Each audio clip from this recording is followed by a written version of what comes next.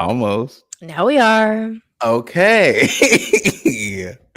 Yo, yo, yo, yo, yo. What's popping, y'all? Hola, hola. Hola, ¿cómo estás? How y'all feeling today?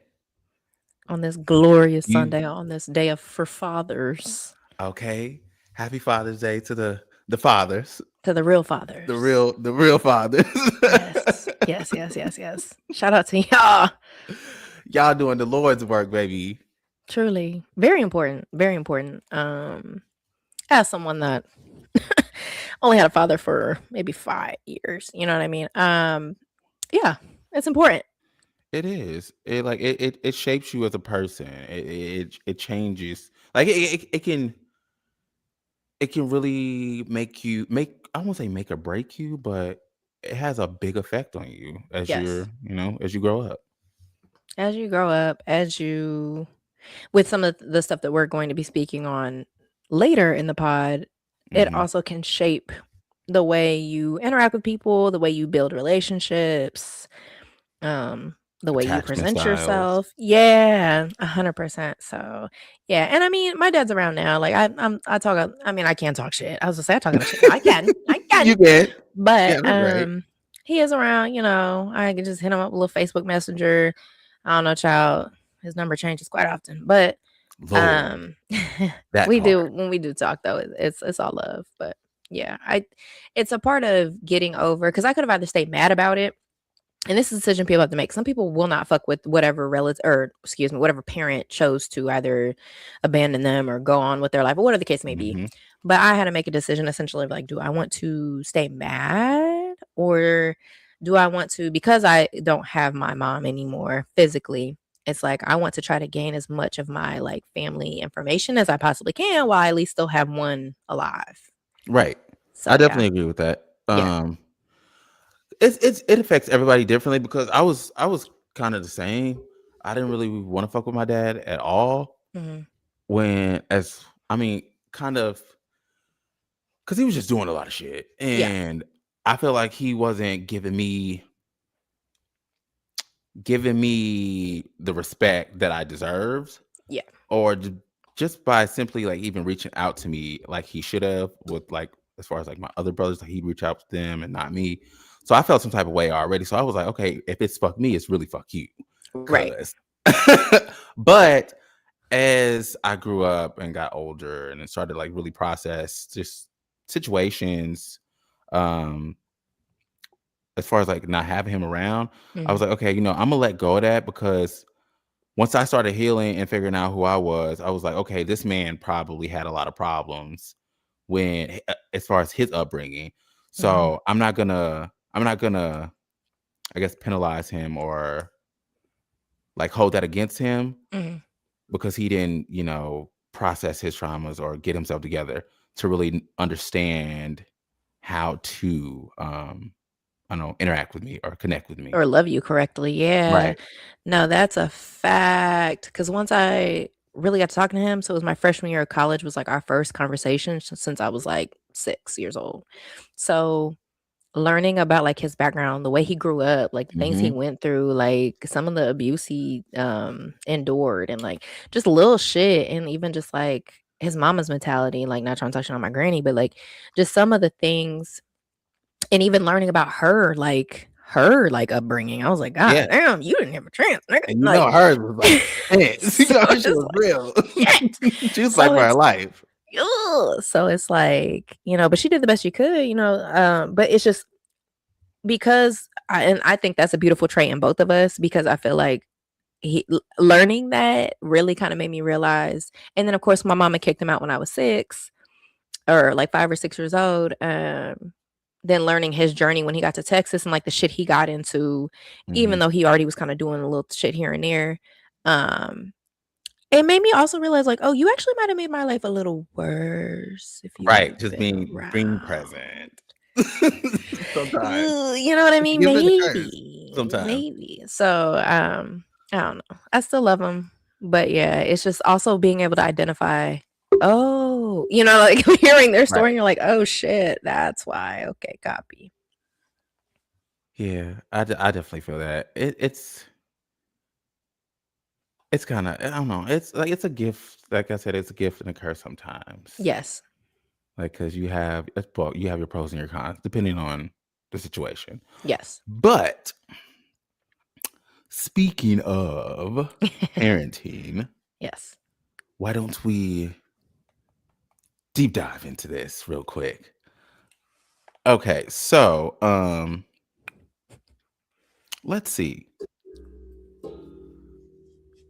So, I have a question. Okay.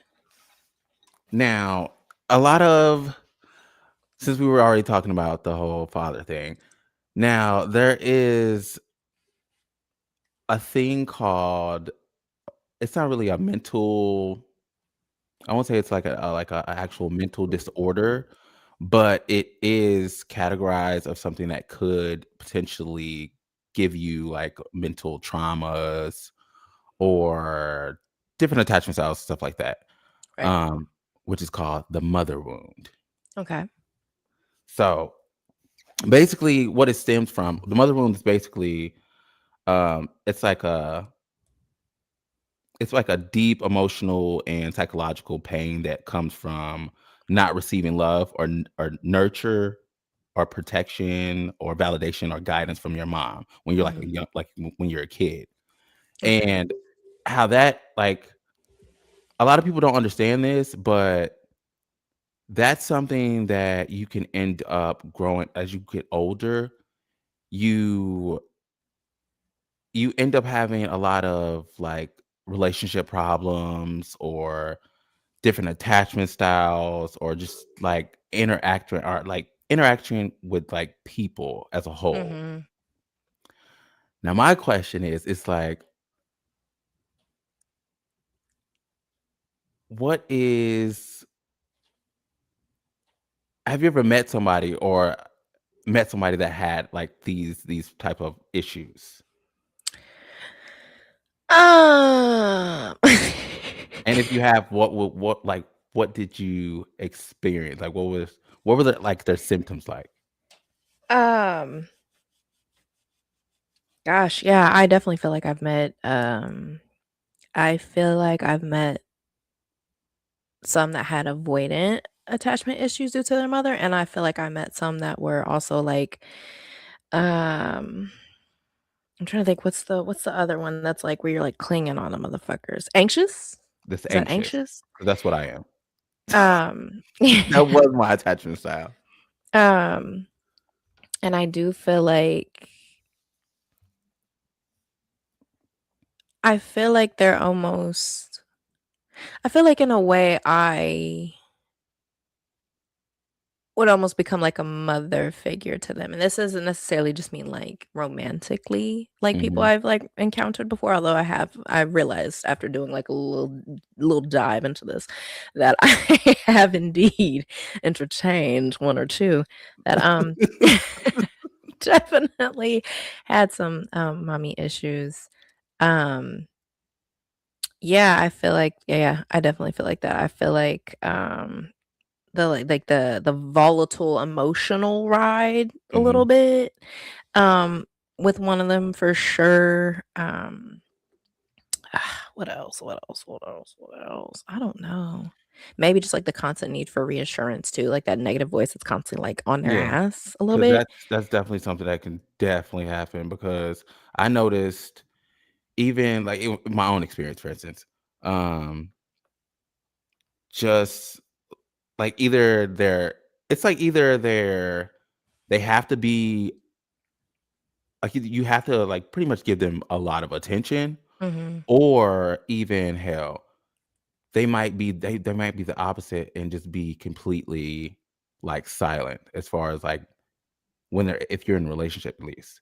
Yeah, Like, they might be distant, quiet about their emotions, or just not really communicative, right. which is, like, probably which is a horrible situation, like, to be with somebody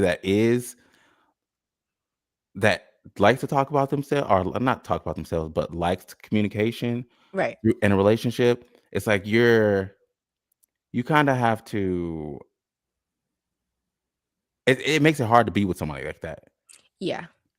I've experienced the shutdown, and the shutdown is probably, I don't know what's more frustrating, a motherfucker that's, like, constantly, like, pouring out all the fucking time, or someone that's, like, as soon as you can tell something's off or, like, they don't like something, they kinda just shut down, and then Yeah. you're asking, like, "Oh, well, like, what, like, I wanna talk about it, like, what's going on?" And they're just like, "No, like, it's fine," like, but you clearly can tell it's not fine, and Mhm. I don't know. I think that might be the worst. I don't know.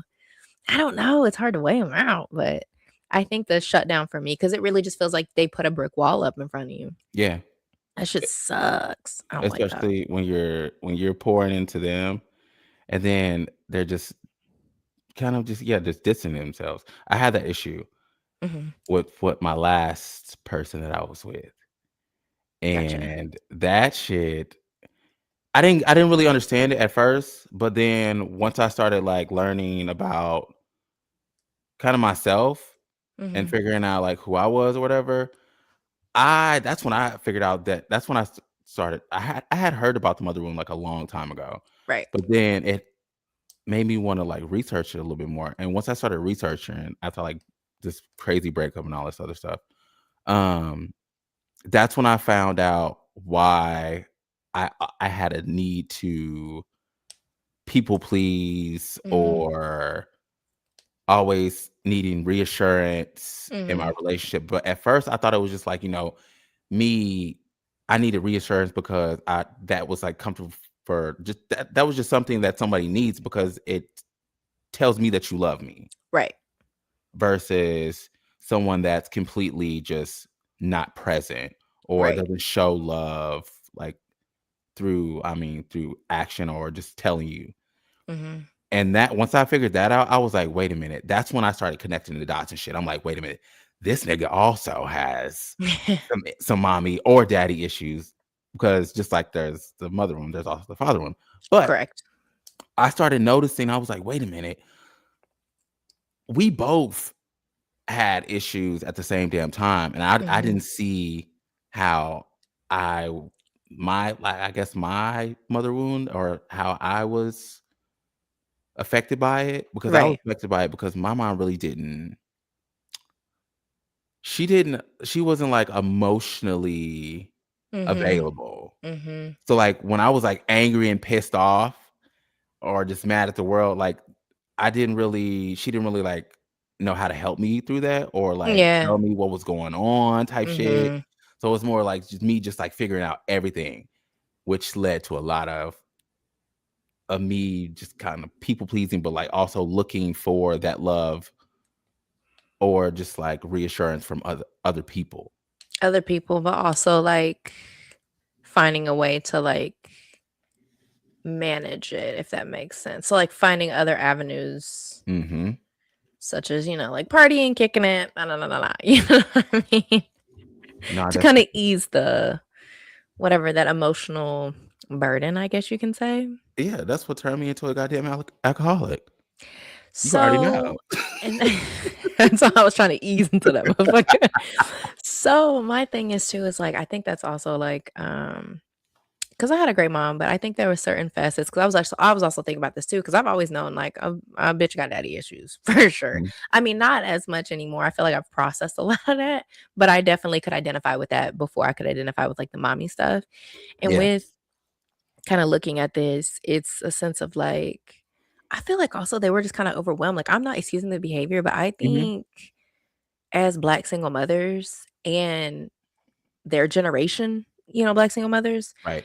um, and say that to say, like, being a single mom is not motherfucking easy, but also being in Nah. the town we were in, being a Black single mother, um, having multiple children, you know what I mean? It's Multiple, like, I okay? think so yeah, for sure. I think, they would get very overwhelmed, and I think, honestly, I don't know if I'm sure your mama been through some shit, 'cause I know my mama been through some shit. Yeah. I think they were also, like, anxious and depressed, but didn't have the words to say it, Mhm. and I feel like so when we would be just fucking humans, sometimes it just was like, It was too I much. can't, like, right now, go I sit need you to the go. fuck down." And I'm going to it's my like, motherfucking room, and you go to yours. "Please."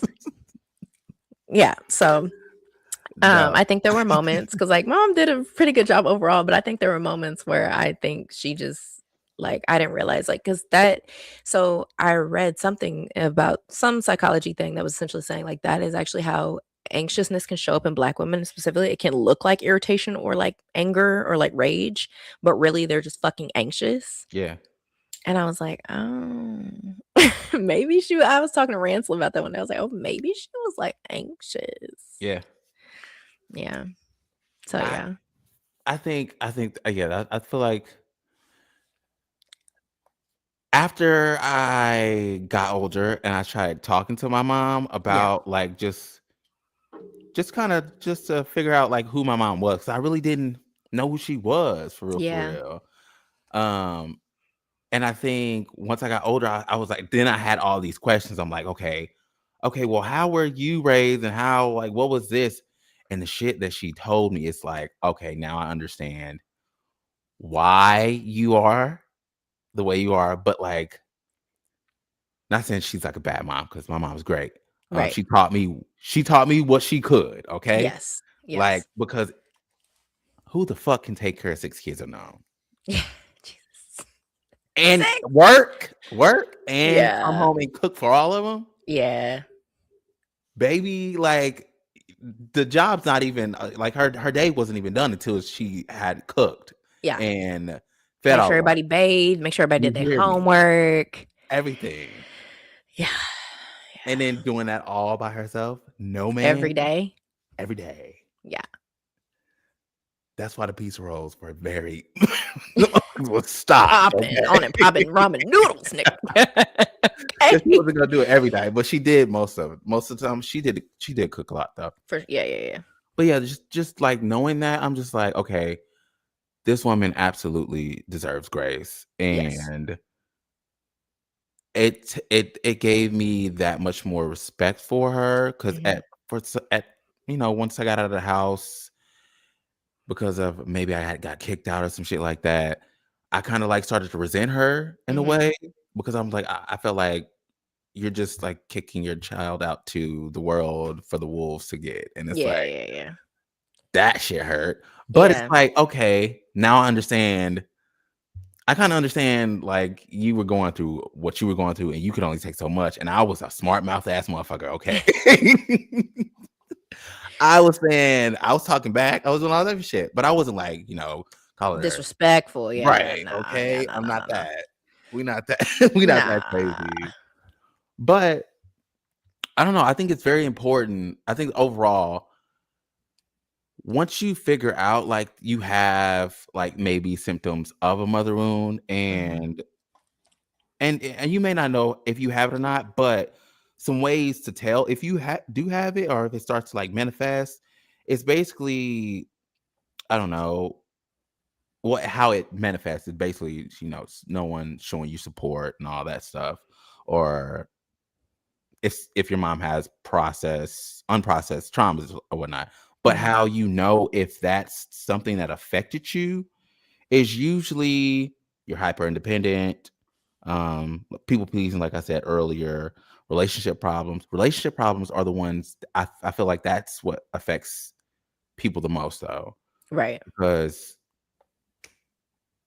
you kind of you just don't know how to you don't know how to express yourself emotionally sometimes, Mhm. and that's what ruins a lot of relationships because people don't know how to express themselves due to these previous things. But that doesn't have to be the end all be all. Right. You can still heal from shit. For sure. And that's what I feel like processing that is what makes you stronger even more. And having that conversation, with your mom to get that understanding. That's what I was saying like earlier. When I got older, I started asking my mom questions and figuring out her childhood and her upbringing and all that stuff. So it's like once I got that, once I processed that part, that's when our relationship kind of got better. Mhm. But I mean, everyone's different. Like you may end up some people you can't process it at all. But that doesn't mean that you can't still go through the healing process.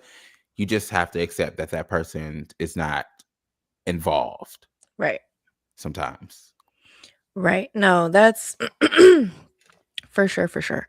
So I wanted to say, just in case for the people that don't know, like how a mother wound could be given. Some of the Mm, things that were kind of listed, because it's essentially not saying like she's not there, even though that very easily could make a mother wound. yeah. But most of the time, it's like meets the physical needs of the child. So yes, you're bathed, yes, you're clothed, yes, you got food on the table. Hmm. But you're not, as a mom, you're not providing that like safety feeling, that emotional warmth, that support, that nurturing, that love, that ultimately, yes, all the other stuff matters. Like the needs are met, I guess you could say, the necessities are met, but it's like Necessities, that yeah. emotional component is missing. Um, or the fact that they just like kind of like we were talking about earlier, like they'll just disregard the like negative emotions. Like I remember my brother would say, like he thought he was depressed when we were like younger. He would say that. Mom would be like, "Boy, you're not depressed." Like it's like, 'Cause dog, we like Black, we just not depressed. the fuck? Like, how are you telling this boy he not depressed? Um, so it's like it's shit like that. It's like not funny, but it's like it's shit like that. Um, but then also can be hypercritical towards their child. So hyper like very like nitpicky, very You micromanagey. gotta be perfect, you gotta be a certain type Um, of way. yes. And then so when they don't respond or they neglect those like negative feelings or whatever the case may be, that puts a child in the a seat of not actually learning how to deal with those emotions or regulate those emotions. Mhm. Um, let's see. Or, if the mother is addicted to drugs or alcohol, that can create that. Um, yeah. So those are just, and then like you said too, like unprocessed experiences that they might have of like physical or emotional abuse that then can kind of make them be a little more alienated from their child. So yeah, those are just kind of things. But I wanted to speak to what you said too about like when you talk to your mom about how she was raised and like all the things of that nature. Yeah. So like my mom kind of told me like some things and stuff like that. And it kind of made me resent my grandma for a while, even though I only met her maybe a couple times because she died when I was like 2. Uh-huh. I gave her my doll when she was in the hospital, and then I was like, Mhm. you know, but but it made me kind of resent her because I was like, why were y'all treating my mama like that? Like, what the fuck? I was very like I became very overprotective of my mom Yeah, in a yeah. sense because I saw her deal with certain situations. Shit, my daddy was kind of abusive. Like, so I saw certain things that made me like want to protect her. Not to mention, she didn't really have many people she could call on. So even though she was getting on my motherfucking nerves sometimes, like I always came through for her in ways. Absolutely. And so there was this one dinner I had. It was literally, I want to say, running like December, January, February, March, April, May. So it was probably 6 months before my mom died. I was at Mhm. this dinner with Hannah.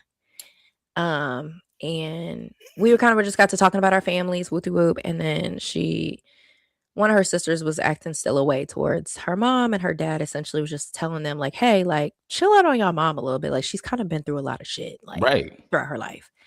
And for some reason, her saying that to me at that dinner clicked something in my motherfucking brain. And it made me see my mom not as like mom, but it made me, for the first time in life, see her as Tracy. Uh-huh. And I was like, damn. So, and I think this was either Thanksgiving break or Christmas break. So once I got back to school, it was like all my heart to call my mom and have this conversation with her. And I just like got on the phone with her and I was like, like I understand why you do this, why you act like this, and why this. And like you were just looking for the love from this that you didn't get from this. And when I tell you we were boo-hooing on the phone, And you were how old? I was 20 years old. Okay, okay, okay, okay. Yeah. Still a baby. Yeah. Still the crazy thing that I was even able to like, but it I was, didn't and process this shit until just what, a couple years ago. you know what I'm saying? So I And just I'm was like, 30. I get it. Like, oh my God, like the ways, yeah, like I just, and she was just crying on that motherfucker. Like we both were boohooing on that phone. And little did I know 6 months later she's gonna pass. So it almost makes me wonder if that was like I don't want to say like a goodbye call, but it was like a call that like set the the equilibrium right. You Right. know what I mean? Like before Right. Right. she left. I don't know. But yeah, so that yeah. It's like once you see them as cuz forever you see them as mom, but when you finally like see them as like Tracy or like Brenda, Yeah. shit is crazy.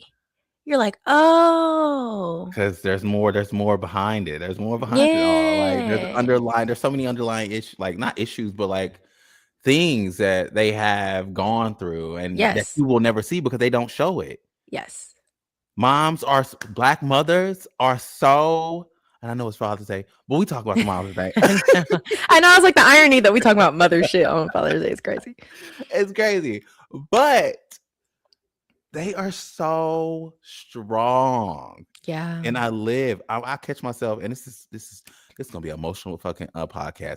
But I can't tell you how many dreams I have about my mother, and I will be in tears Yeah. in my dream just thinking about if something even happened, like something may have happened to her, or somebody may have said something to her crazy in my dream, and I just lose it Yeah. because that's how much like that's how protective I am over my mother, but also that's how like much she means to me. Like I Yes. will fuck somebody up. Yeah. So that being said, take care of your mothers, okay? Yes. Get an understanding of them before you just, make this, I guess, before you just think they're a certain way just because. Like Yeah. do the unpacking, talk Yeah. to them, understand them. Yeah. And being a woman, you know, and learning things, especially like as you get older, because like when we were younger, it was like, oh, get married, have babies, like whatever. But like no one really like talked about like, okay, bitch, after you have this baby, your hormones are gonna be fucked up. Fuck. You're going to be potentially, not everybody, but a good majority, you will fall into a deep depression just for a little bit. Which is Just not for a little it's not bit. funny, but it's While those wild. hormones are trying to regulate back up, and while you're now adapting to the new life of having to care for yourself as well as this baby, you love this baby. Don't get it fucked up. But now there is like a whole recalibration process that partially is like innately in you because now you become a mother and your brain, scientifically, your brain gets rid of some of its gray matter when you become a mom because like gray matter is basically like the ability to just la la daydream, just kind of do Mhm. whatever. But when you become a mom, part of that kind of goes away because now some of that space is taken up by literally thinking about, oh my god, this baby, did this baby eat? Did this baby didn't need to be changed? Right. Is that my baby crying? Like See, I didn't that, know that. you know what I mean? So scientifically, like your brain shifts when you become a mother, and that's like a whole adjustment period. So it's like, again, we don't know that when we're younger. We're fucking naive. Like, whatever. No, no, you're my mom. You should. No, no, no. But it's like, it's like, give that woman grace. Give her grace, And then, not please. to mention, now having 6 children. Lord. That's like a roller coaster. Like the adjustment period, because I think it's somewhere I read it takes a woman like a 5 years to fully like Get back to I themselves. don't want to say come back to themselves, but yeah, basically like for everything to kind of go back right, if that Mm, makes sense, yeah, in their bodies and their minds and like, so yeah, that's insane. And isn't it? And then to what you said too about black mothers being so strong. Yes, shout out to them because they really are. They really are the backbones of the families most of the time. Like I don't really know how the dynamics are. I feel like women typically are the backbones in general, but in black households, black mamas really are the ones that like they holding it down. right. They holding it And I feel like a lot of the times they don't really have a choice but to be strong. I feel like there were so many times I wish my mom would have been able to be soft or Mhm. she was very feminine. Don't get it fucked up. She was very Right, femme, nails, heels. Okay. okay. Yeah, yeah, Work. yeah. But perfume, stunning. But I just wish there was more chances of her to just like not have to fucking worry all the Work, time. worry, be stressed, like, Man. the stress is everything. Stress is That's what everything. Like, and my mom used to say that all the time. Stress is a silent killer. Stress is a silent killer. And I feel like that's what took her. Truly. That's why I really try to like Hey, if it's out of my hands, I It's out of my hand. cannot. It's let God. Okay, let God carry. Please. Take it, please.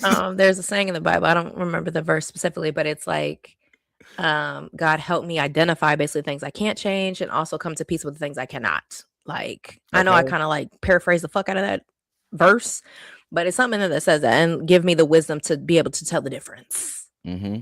Yeah.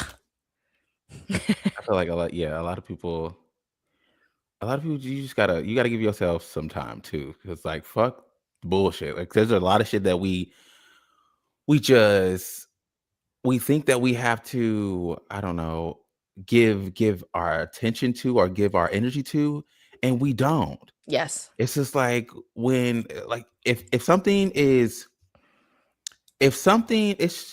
causing you more stress Right. than peace, Right. baby, it's time to eliminate the motherfucking Yes. problem.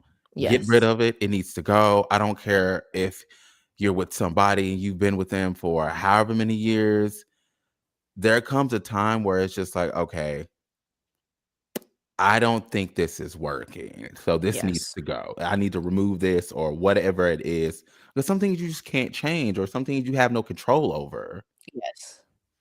I wish now I don't I don't want to feel anything as catastrophic as like the loss, but there's a certain after you lose somebody that significant, substantial in your life, what Mm, I can say is there's like this moment in there that literally like nothing like you literally look at shit that's like you're tripping over that? Like, because you just went through some of the worst shit of your life, it's like mhm. you're in this like sweet spot. And I hate to say it like that because it's like, what the fuck? But there really is a sweet spot where it's like a lot of shit is not that deep. Like, you really, Yeah. it's like your eyes are open to like, bro, like this shit is not. And I wish Mhm. I could go back there just without the pain. You know what I mean? Like I wish I could really and I'm not I don't trip over everything, but there's just certain shit where it's like sometimes I do notice I kind of be getting like attached to certain shit and I'm like, bitch, I wish you really could go back to that mind frame where you really could like you almost like zoom out and you see things for what it is. You're like, bitch, this ain't even that deep. Like And this indeed. ain't even that serious. And that's when you have that's something that Oh, I be knowing things that aren't that deep, and I'll try to let it go, but something I'm still trying to figure this part out about myself. yes.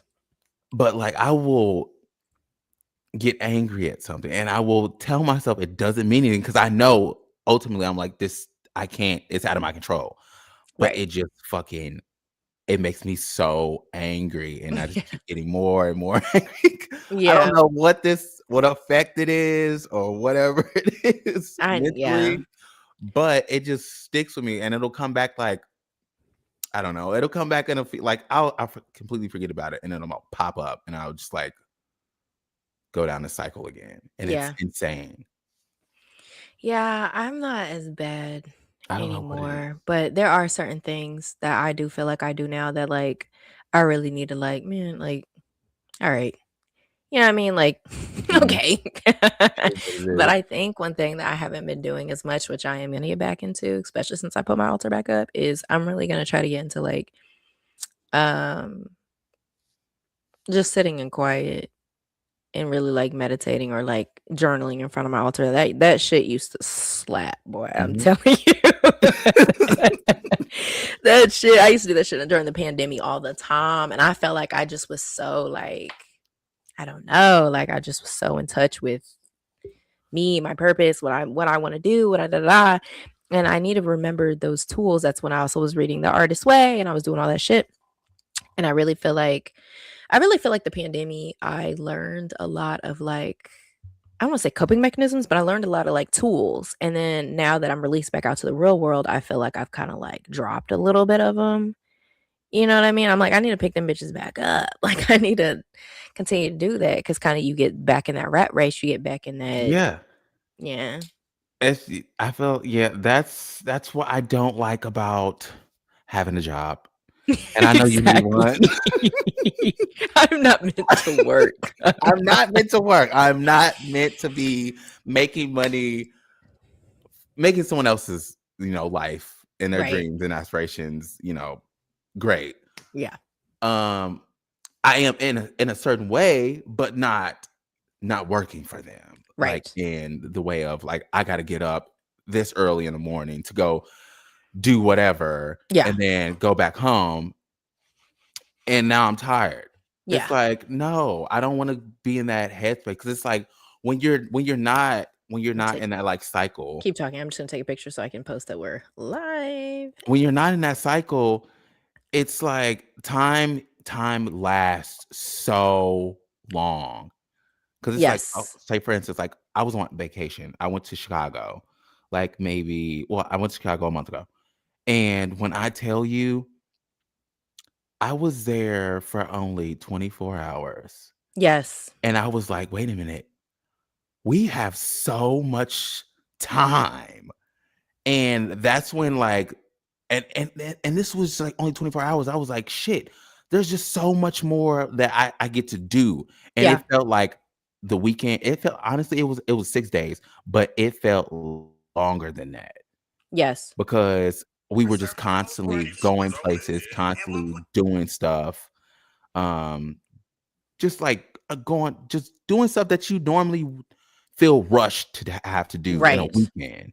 I didn't Right. feel rushed. Everything like you're present, you're able to digest everything that's around you. And Yeah. that part, that's what living is. Yes. Not this being fucking in this cycle of work, work, work, work, work, work, work, work, work. Yes, I understand we have bills and we have shit to do, but Right. how about we put that effort into ourselves?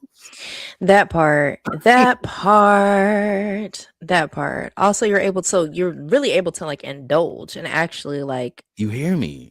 and actually like tap into your sensuality. Mhm.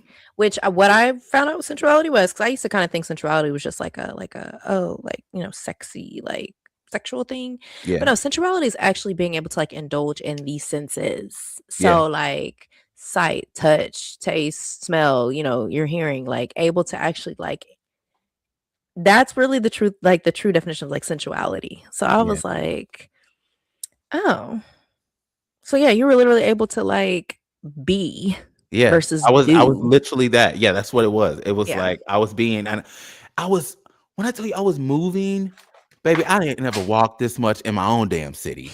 And I was just trucking around just I don't know, I was like a little kid again. I was literally like a fucking little kid again, just exploring this like big ass city and just like going everywhere. Right. So I feel like that's something that everyone should do, even if it's at a cost. Yeah. Because ultimately, I don't even say it's a cost because money's gonna come back to you. Yeah. That job is gonna be there, Yeah. and if it's not, there's another one right around Fuck the it. corner. No.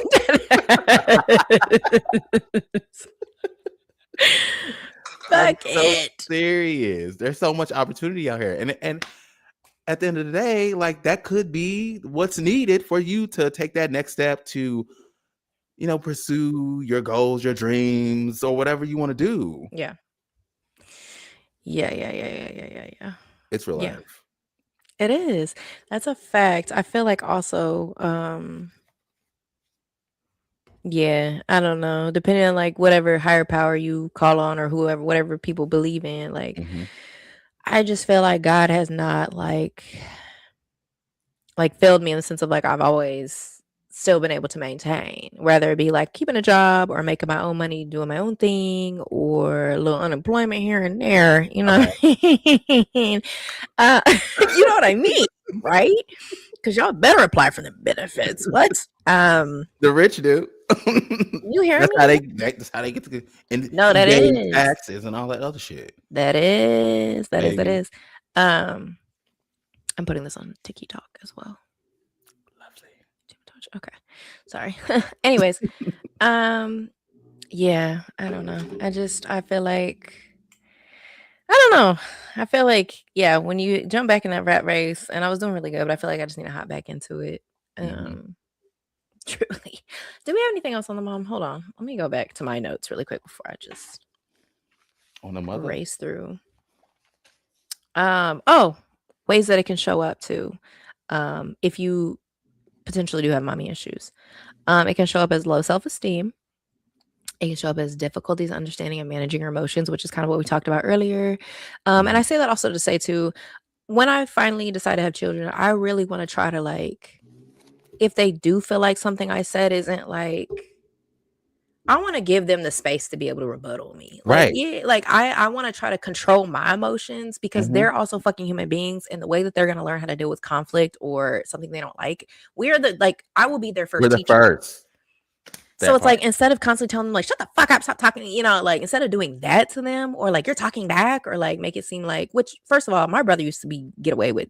He never like disrespected my mama, but he used to be able to get shit off, like say Right. things. For some reason with me, it was like, and I'm like, I don't know if she thought like I was trying to size her up. No, I just think this shit is dumb. You know what I mean? But I'm not gonna say it to you like that. 'Cause But you gonna I get want to be mad. able to build a case a little bit too.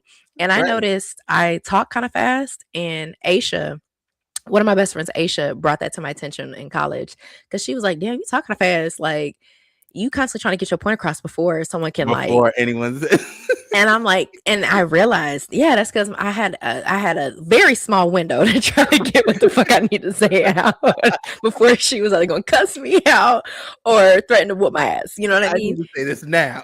Yeah. So, and then because sometimes whenever how quick I got it out, sometimes she would have to stop and think about what I said. And then she'd be like, oh, then that would actually change her perception or whatever. And then she would actually be agreeing with me. But it's like, but you got a small You window gotta to get it get it out. out, baby.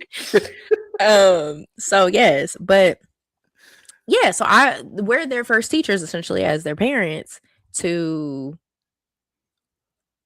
help them when they don't think something. And there's actually like I think a lawyer, she's a black woman, I don't know, she might be a lawyer, I don't know what she is, but she does that with her kids where she actually Yeah. lets them like Get their point across. yes, or like get their rebuttal back, and like but they have to like have like reasoning, so it can't just be like, oh, because I want to, like they actually have to Yeah. like have like You have to think about it. You have to process this and give me a valid reason. yes, a critical That thought. there we go. Now Yes. that would be see and to be honest with you, that would be fun. Just like actually being able to hear your child, get an understanding of where your child is with the whole Yes. situation and how they feel. Yeah. That's so great. Like, why Again, the wouldn't you rat want race that? though, I feel like it makes it to where people are like, I'm tired. I just got off a motherfucking 8-hour shift, 10-hour Yeah. shift, 12-hour shift, whatever it is. I just cooked. I need you to get in this motherfucking bath now. I don't really feel like going back and forth with you. Why you Then can't put on the pink jammies? You know what I mean? Fuck. girl. So yeah, or why you can't go to Samantha house. Like, so, but yeah, no, but I want to. I want to be able to do that. I pray that I have, which I feel like I will. I know I'm not going to get everything right because no parent gets everything 100% right, but Yeah. that component I definitely want to be better at. And my mom used to tell me and my brother all the time, like, I want y'all to be able to come to me because she didn't feel like she could come to her mom about shit. So she'd be like, I really want y'all to come to me with whatever.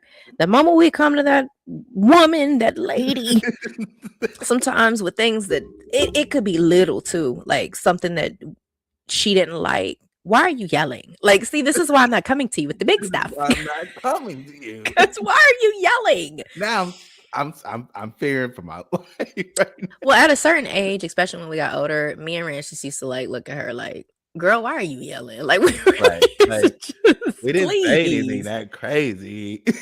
Come on. Why are you yelling? It just kind of stopped phasing us, I think. Because Yeah. when you're a little You kid, get you're like, used oh to it. shit, she yelling. But like when you get older, you're like, you're being dramatic. You're being dramatic as Like, please. I wish. I wish. Ugh. No, But yeah, okay. So then it also can present itself in feeling the need to be perfect. That really is that like hypercritical mama that's like always on your ass. Then that can kind of manifest into like unhealthy perfectionism type shit. Relationship problems, the patterns of codependency, and also self-sabotage. So we didn't speak about that. ooh, Yeah. the self-sabotage. Ooh, Yes. yes. I that one I really Mm-hmm. So the self-sabotage, would that be okay, so is that like more of like, oh, okay. So say for instance, like you you become like more, I won't say depressed, but like if you feel a certain type of way or you're angry and you just like kind of say fuck everything and just like do it based off of just that feeling of being I'm trying to figure this out currently as we are talking about. Yeah, you're on the money. That's like that's one way to self-sabotage. So self-sabotaging literally could be like, "Oh, I know I got to fill out this form Right. and turn it in on Thursday," but you just for some reason you just don't. Or I know I shouldn't be dealing with this motherfucker over here, or I know I have this great opportunity, but I didn't even read my lines, I didn't study, I didn't sew, I didn't like you're just self-sabotaging yourself. Like you're not even like allowing yourself to like either get the opportunity or fulfill it or to do whatever because you're literally just sabotaging yourself before But you even actually really get a real start. right. Or I'm even just trying sometimes to you in figure it, out you get the start, but you just fucking sabotage it. You know what I mean? the reason why I'm like so stuck on it because I'm trying to figure out how like how the mother wound affects that. Well, it's Because just a part. I didn't read about that part. Yeah, it's like because it like so the mother womb can like influence again the way you feel about yourself or like the way that Right. you like the way you feel about yourself, the way you also can present yourself or the way that you like react in relationships like we talked about before. Right. And so like the self-sabotage can be a symptom of that because sometimes that could even be like analysis. I don't want to say analysis paralysis because some people have that where they constantly are researching things, constantly doing shit, but they're not actually like making the action to do something, if Mhm. that makes sense. I don't necessarily think it's the same thing, so maybe that was a bad analogy. But No, you're good. I'm trying to think how like I just feel like maybe you almost are like giving up before you really get going out of the fear of out of because your mother is essentially and your father, but they're like your first voices in your mind. Oh, right. Okay, I get what you So mean. they help build your inner voice. Yeah. And so depending upon what they've poured into you, you already could be You might have self-sabotaging that yourself because doubt. you're like, "Oh, it's not gonna be good enough anyways," because 'cause you're Right. already stuck in the mindset of, like, the person you were trying to constantly, like, please Impress or yeah, please. is not gonna like or you know what I mean? So now that routine in your brain is like, "Oh, well." Mm. Okay. That yeah. That's that makes a lot of sense on a situation that that I just got out of. I That's why know. I'm like That motherfucking really light bulb went I'm like, hold on. bing. You hear me? I'm like, hold on, baby. Wait a minute. That explains a lot. Yeah. Girl, that motherfucker has a lot of unpacking to do. But anyways, that's for Mhm. another day. Okay. And then, like I said, the negative inner voice, and then a deep rooted fear of becoming like your mother. So that also really could be um, a symptom or like a telltale sign of like, oh, you have a mother wound because you're terrified to become that woman. Yeah. You know what I mean? But that could be it could steer you in a good way, but sometimes it could lead. That stood oh, well, that, like, steered me in a well, it this wasn't, like, my really towards my mom, it was more towards my dad. Yeah. I knew, like, his he wasn't there, obviously, but, like, his whole entire, like, backstory and everything and how he grew up and what he did, and I'm just like, "I don't wanna be in prison all my life. I Hmm. don't wanna do drugs. I don't wanna be in gangs or with people related to Hmm. that type of environment." So at a Right. very young age, I was just like, "Uh-uh." I was like Right. maybe what, maybe 12 years old, and I was like that's when I started noticing my, like, friend groups, Hmm. and I started, like, pivoting because I was hanging out with some motherfuckers that were just, like, you know, Doing badass too much. kids, Doing too baby much. kids, doing Yeah. too much, and I was like, "Wait a minute, nigga, what is you doing? Right. Get your ass on over here Yeah. now." I had to parent myself at that moment. I'm like, "You gotta Yeah. move. Yeah. This ain't you." And that's when I was like, "Okay." I took the initiative, and I'm like, "Okay, I need to change something here Yeah. because I don't wanna be that, so it's time for me to do some self-work and change my whole situation." I think that also speaks to the fact that you're like not a follower. Yeah. Yeah. Which I do feel like that has something to do with like how your parents raised you, but I also think that has to do with like who you are as a person, right? Because like I used to say that all not say that, but all the time because it's like, yes, I did follow like the things my mother said. However, I myself just don't want to do that. You know what Right. I mean? Like I just don't want to engage in that type of shit. So it's like partially, yes, it's you for what you instill, but also it's like I don't really find that like whatever the case may be, not cool, not whatever. I just don't, honestly, I just can see the detriment of what will What come, will and I happen? I don't can already want see it, the to. foresight or whatever it's called. I think it's foresight. Yeah, I had the foresight because there's also some people that grow up in homes with two loving parents, all the things, have all the Mhm. things, do all the things, but they still choose to, because I Do feel all like the that's just fucking who shit. they are, like that follower mentality, like, Yeah, you know what I mean?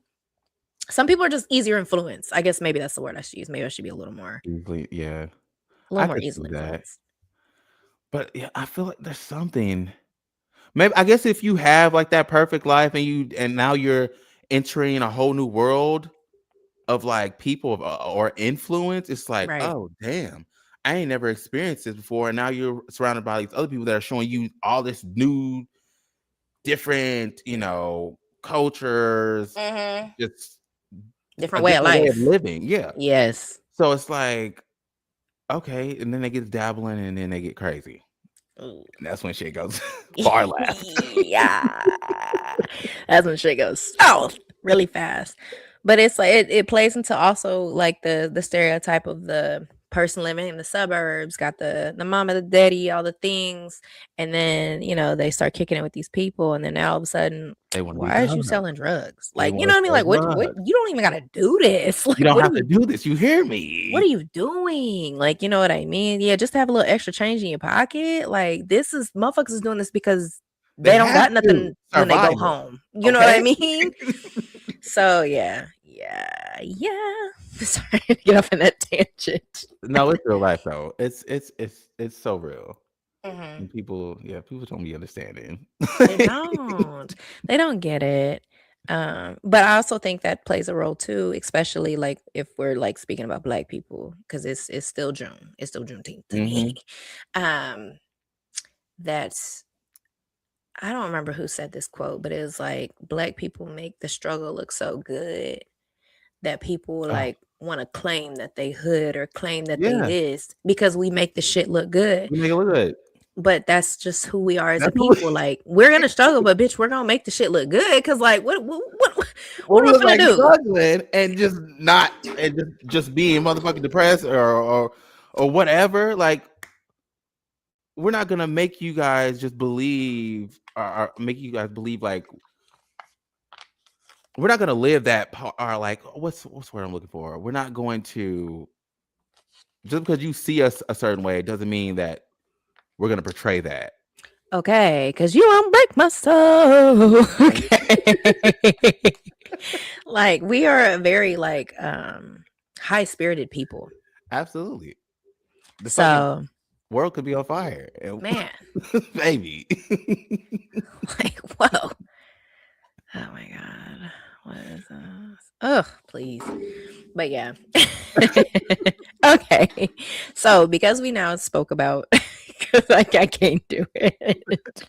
Because we talked about like the mother wound and just like the ways it can show up and the symptoms, right? So it would only be right. It's only right for us to give you at least some type of tools to try to heal it or at least cope with it in a better sense, right? Right. So what I've been like researching and like looking at are like licensed like therapists and social workers that have wrote like articles about this. So this is what I'm referring to. So I'm not just pulling shit out of my ass. People are like, "What does she know about this?"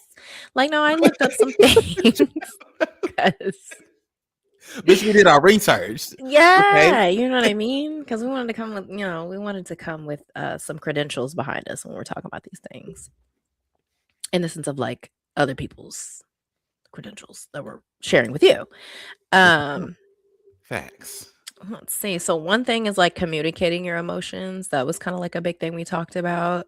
Um, and that can be kind of daunting, scary, even Mm, hard to like, put yourself out there, essentially being vulnerable, right. right? It's not easy to be vulnerable a lot of times because you don't know what the reaction or recoil back will be. Um, But it says, as many of us weren't taught how to recognize or manage our emotions in childhood, when attempting to communicate your emotions with others, it's best to follow these three strategies. So, one is to reflect before you act. So, rather than what's the two things? It's like react or respond. Is that the Or two things? I'm pretty sure you have a reaction. Yeah, you can react or shit. Let me think. Ooh. Or respond. It's something like that. But rather than like react to shit, taking a moment, and it also depends on who you're engaging in the situation with, because some people are overpowering and they like want the answers now. So it's like sometimes I had to learn that in the relationship I'm in currently. I was so used to like, nah, we right here with it. What's up? You know what I mean? That he was not. He very much was I need a minute. Like, I need a minute to, and then we can come back together and have a Mm. conversation. So I had to unlearn that shit because I was like, nah, where you going? Why you walking off? Wait, I'm talking to you. You're You know right. what I It's mean? react versus response. Yes. So delaying the reaction and actually understanding your emotions before you try to communicate with others. Some people can't communicate in real time. I feel like I've definitely gotten better at like That's who I am in real time. in real time. I have Yeah. to, Yeah. and there's a reason why. Okay, go Because ahead. I want to know. okay, so the reason, and I had this problem in my last relationship because he was more of a he needs time to think about it, Yeah. and I'm like in my head, nigga, you are going to go make up some shit in your head after I just like told you everything I just told you, bitch. I need you to respond now because if you try to lie to me, I'm gonna know, Yeah. and I'm gonna be pissed. I'm gonna be even more pissed because for one, I'm already pissed that you can't respond to me right now. Right. So if you come back with some bullshit, Mhm. I'm gonna be even more fucking livid. Mhm. And that's why, but I had to learn, I'm like, okay, you can't do that to people because some people just don't have that. Yeah. So you have to, yeah, give people time. I'm like quick and witty. Like I'm Very. quick with the shits. I'm quick with the shits. He is and don't get it fucked up, he's intelligent as shit, but like sometimes it takes him a minute to like You have to process process what the fuck everything. going on. Me, I'm not. You know what Where's I my mean? money, Smokey? I need my money. You know what I mean? Like I'm very like so understanding that. Yeah, because like you said, what you said too, sometimes you thinking like, "Nah," because I want you to be able to go and make up some stories and then Mhm. come back, you know what I mean? But, nah, that's not what it is. That's that overthinking. I be Okay, overthinking. so it's important for us to understand our emotions before we try to communicate them with others. Otherwise, they may come out in ways we don't want them to. Mm. I've also learned to kinda take a step back too, but I feel like I've gotten really good with conflict. Like, I got really good with conflict in the sense of, like, I'm not yelling, I'm not doing all that extra Yeah, shit. There might be a little tone. I do be trying to work on the tone because there might be a tone's little real. tone. The tone's real. There might be a little tone, but I also try to still stay respectful. I'm not gonna call you out your name. I'm not gonna cuss you Uh-uh. out. Won't do that. Yeah. I'm not doing none of that. But it says, consider how you feel about a certain scenario and ask yourself how this may relate to your past experiences. Ooh. By thinking about this, you may gain clarity on why you feel the way you do about this current situation. Now, that's interesting because that can also get kind of dicey if you're, I think it maybe it's case by case scenario because some things you Yeah. shouldn't, I don't feel like, compare to previous things. Yeah. No, So because that could get a little dicey. it depends on the situation because I wouldn't compare all my situations to, what's current or whatever. Yeah. Yeah. I got to reread that because I'm like, what? Consider how you feel about a certain scenario and ask yourself how this may relate to your past experiences. How they relate. I don't know. I guess maybe if it's repetitive, you can be like, "Oh, how did this make me feel prior?" Or "How did I deal with this prior?" And then maybe try not to do that same thing. I don't know. I'm trying to figure out how that works. Well, I feel like, yeah, if it's something that you've however you felt then. Right. I don't know. That Hmm. one's a little we'll put a pin in that one. I don't know. I don't know. I'm not sure about that one. Yeah, I'm not either. The next the next strategy of the 3 is use I statements. So I feel like I do a really good I feel like I've always done this, even if I did place blame on somebody. I am such an internalized thinker that even if I feel like somebody did me wrong, I'll sit there and be like, "Well, I. what was I doing in this situation?" Or like, "How did I even like Uh-huh. get in this?" Or like, "What could I have done different?" Like even if somebody fucks me over, sometimes I still be thinking like, "Well, like what? How could I have?" You So it try to says see it from both perspectives at least yes. to Yes, get yes, an yes. understanding. Yeah, yeah. So it says when we are learning how to communicate our emotions, it's easy to slip into the blame game. This Mhm. involves blaming our partner for making us feel a certain way through their actions. Mhm. Remember that you are in control of your feelings and no one can make you feel anything. Facts. When you communicate your emotions, stick to I statements such as I feel upset when, Uh-huh. or I felt like this when, type thing. When I that definitely happens. do that. I try to do that. Well, what that does is well, it's you're not pointing the blame, but if it's something that, like you felt angry at some point, then that means one of your boundaries was crossed, Hmm. if you think about it. Because that's usually when anger pops up or however I guess if you feel sad, then that's something different, but usually, like, if you're, like, angry at something, like, your partner did or whatever, that means they crossed the boundary, and that's something that all I mean, this kinda really doesn't relate to what we're talking about completely, but Hmm.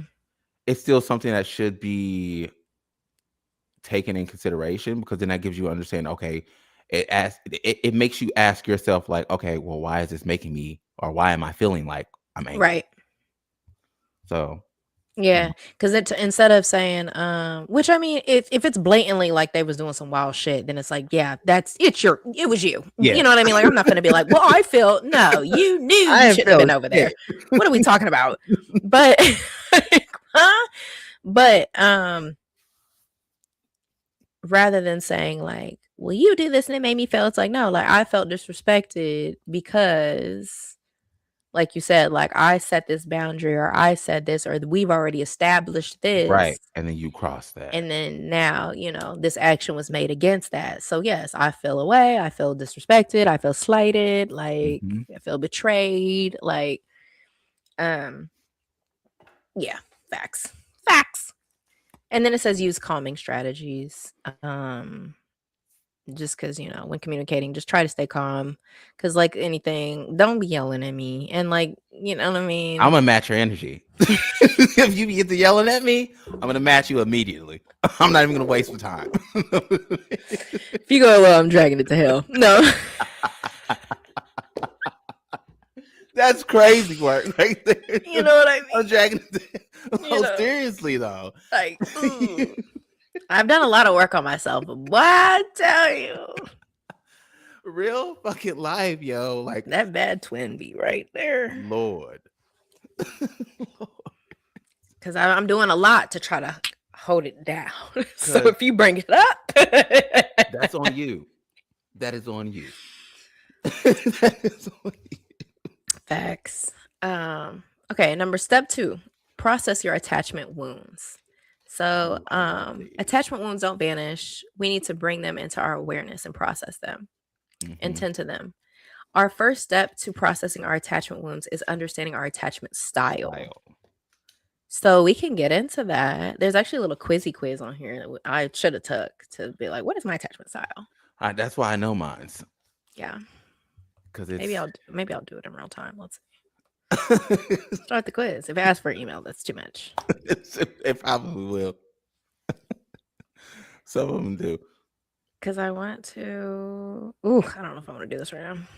Well, sometimes they can double, because I know there can be, you have 2. You can have, like, an avoidant, you can have an anxious avoidant attachment style. Right. There's so many different, like, sub categories of the attachment styles as well. Because there's avoidant, Yeah. anxious, secure. Secure is what you wanna be ultimately, but I won't do this right now. I should have did this prior because like that would have been fun to know. But instead, I'll read the attachment styles. Yeah, I should have took the quiz. Okay. So yeah, the 4 attachment styles are anxious, avoidant, disorganized, Mm, which that's also referred to as fearful, avoidant, and secure, like you said. yeah. But avoidant could also be referred to as dismissive, and anxious can also be referred to as preoccupied. Mm, So, people with anxious attachment styles tend to have a negative self view, but a positive view of others. This means that they may view their partner as their literal better half. yep. Because someone with the attachment style deems themselves as less worthy of love in comparison to the other person, the thought of living without their partner or being alone in general causes them high levels of anxiety. In other words, they have a deep fear of abandonment. Yeah. Yeah. That was one of my partners. Yeah. Horrible. And I was like, ah. It's like when you with somebody like that, it's like trying to get them to love themselves is very, very hard because it's so deep. Yeah. Like, and that's what sucks the most because you don't want your partner to ever feel like you're gonna abandon them or anything like that. But when you start to learn of like how deep that shit gets and Right. rooted into their brain Mhm. because of their upbringing and whatever they've gone through, they just feel like they are worthless. Yeah. And you don't want to make anyone feel worse, but it's like I need you to come out of that headspace, baby. Mhm. Because if you don't, this isn't gonna go anywhere. Mhm. Cuz that shit can also get real annoying in the sense of like Yeah. I mean, I've seen it happen with people where it's like when you go do things or you're out with your friends, a motherfucker blowing you up or trying to figure out what are you doing, where you at, or like Mhm. if you're even like doing things like that you like to do. So it might not be like going out partying, but it could just be like, oh, I'm working on this thing, and then sometimes people don't understand that, or someone might not understand that, and they'd be like, well, you're spending more time doing that than with me, and it's like,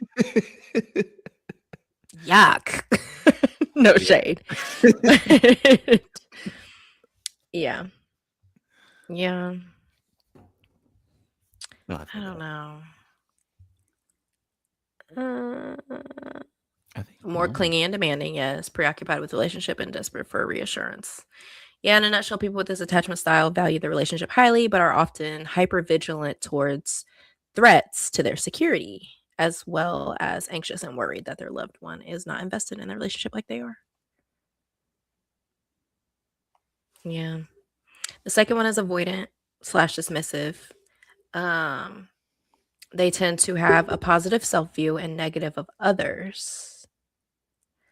Consequently, they prefer to foster a high sense of independence and self sufficiency, especially on an emotional level. So, if I had to, I'm going to read the rest, but if I had to choose between those two, I'm probably avoidant. Ooh. Yeah. But I feel like avoidant is like that's weird. Hmm. I feel like I am in a sense because I feel like there's like certain, and I feel like fear in relationship in certain aspects is like normal, but I feel like I fear certain things that are like it doesn't necessarily make sense because of the partner I have. Like I shouldn't fear those things Yeah. because they are a great person. Like he is a great person and like, but I just yeah, I think I think I might be slightly avoidant. Um Well, you someone can with be more than one. So for that's yeah. sure. Like and I'm not like yeah. Yeah. Someone with the avoidant attachment style tends to believe that they don't have to be in a relationship to feel complete. They do not want to depend on others, have others depend on them, or seek. Oh, the call is coming from the room. Oh, okay. Well, learned something about myself today. Okay. Uh, Lord. but what I can say, I say all this with jokes, but I do feel like I don't feel like I'm like heavily in there, but I definitely feel like I have some traits. Traits, yeah.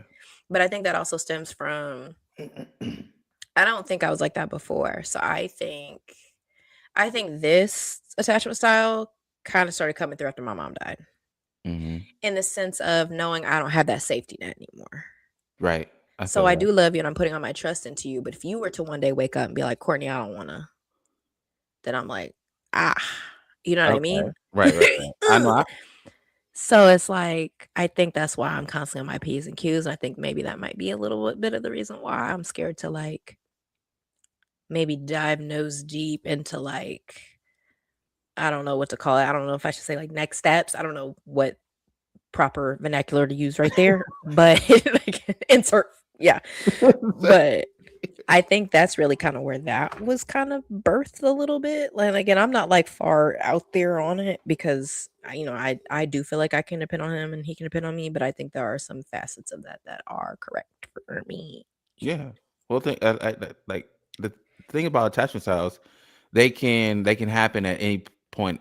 It they can happen at any point in your life. Right. Like it doesn't matter. Like if it was like earlier as a Hmm. kid or certain relationships, they bring on certain attachment styles. See, this is what I don't agree with because it says adults with this attachment style generally avoid intimacy or emotional closeness. Now that I do not do that. I don't do that either. I do love emotional closeness and intimacy Hmm. very, very much. So that's not okay. Number three is disorganized or fearful or avoidant. People with the disorganized attachment style tend to vacillate. Vacillate. I've never heard of that word before. Between the traits of both anxious and avoidant attachment styles, depending on their mood and circumstances. For this reason, someone with this attachment style tends to show confusing and ambiguous behaviors in their social bonds. Hmm. For adults with disorganized attachment, the partner in the relationship themselves are often the source of both desire and fear. See, that's like a mind fuck for yourself. Like that Yeah. one's hard because you're going back and forth. Like, Mhm. It says, on the one hand, fearful, avoidant people do want intimacy and closeness, but on the other hand, experience troubles trusting and depending on others. mm, Gotcha. People with this attachment style often struggle with identifying and regulating their emotions and tend to avoid strong emotional attachment due to their intense fear of getting hurt. Lord, Ooh. I had to bring somebody out of that. Well, I didn't bring them out completely, but sometimes you can really bring people out of that by by the way you treat them, and Mhm. then they start to become a little bit more secure. Mhm. Um, it's hard, but it's definitely possible. But all these things, every single one of these attachment styles can be shifted Yes. into a more positive, secure, healthier attachment style. But you got to do the work, baby, Yeah. and that work is real. Yeah. No, it is because ultimately it's you realizing like you're worth it, and Hmm. also like, but I also can understand how people can slide into these, especially like there are great relationships out here nowadays. Don't get me wrong, but some of the shit I can see how people can slide into these, especially the way people be playing. Yeah, So I definitely could see it. But and that's and like you said, hard. sometimes you can change people's perspectives, especially if it's someone that feels like they're not lovable or they can't be loved. And then this isn't always the case, but sometimes like when they are kind of loved the right way or do meet the right person, then they do like kind of realize things in themselves. Or it's not always though. I don't want y'all to ever act like Captain Save a Hoe, but I'm just saying Yeah, sometimes love and affection can change some sometimes they things can for people. change if they really want it, Yeah. because Lord knows. Okay, the very last one is secure attachment. The three attachment styles covered so far are insecure attachment styles. So they are characterized by difficulties with cultivating and maintaining healthy relationships.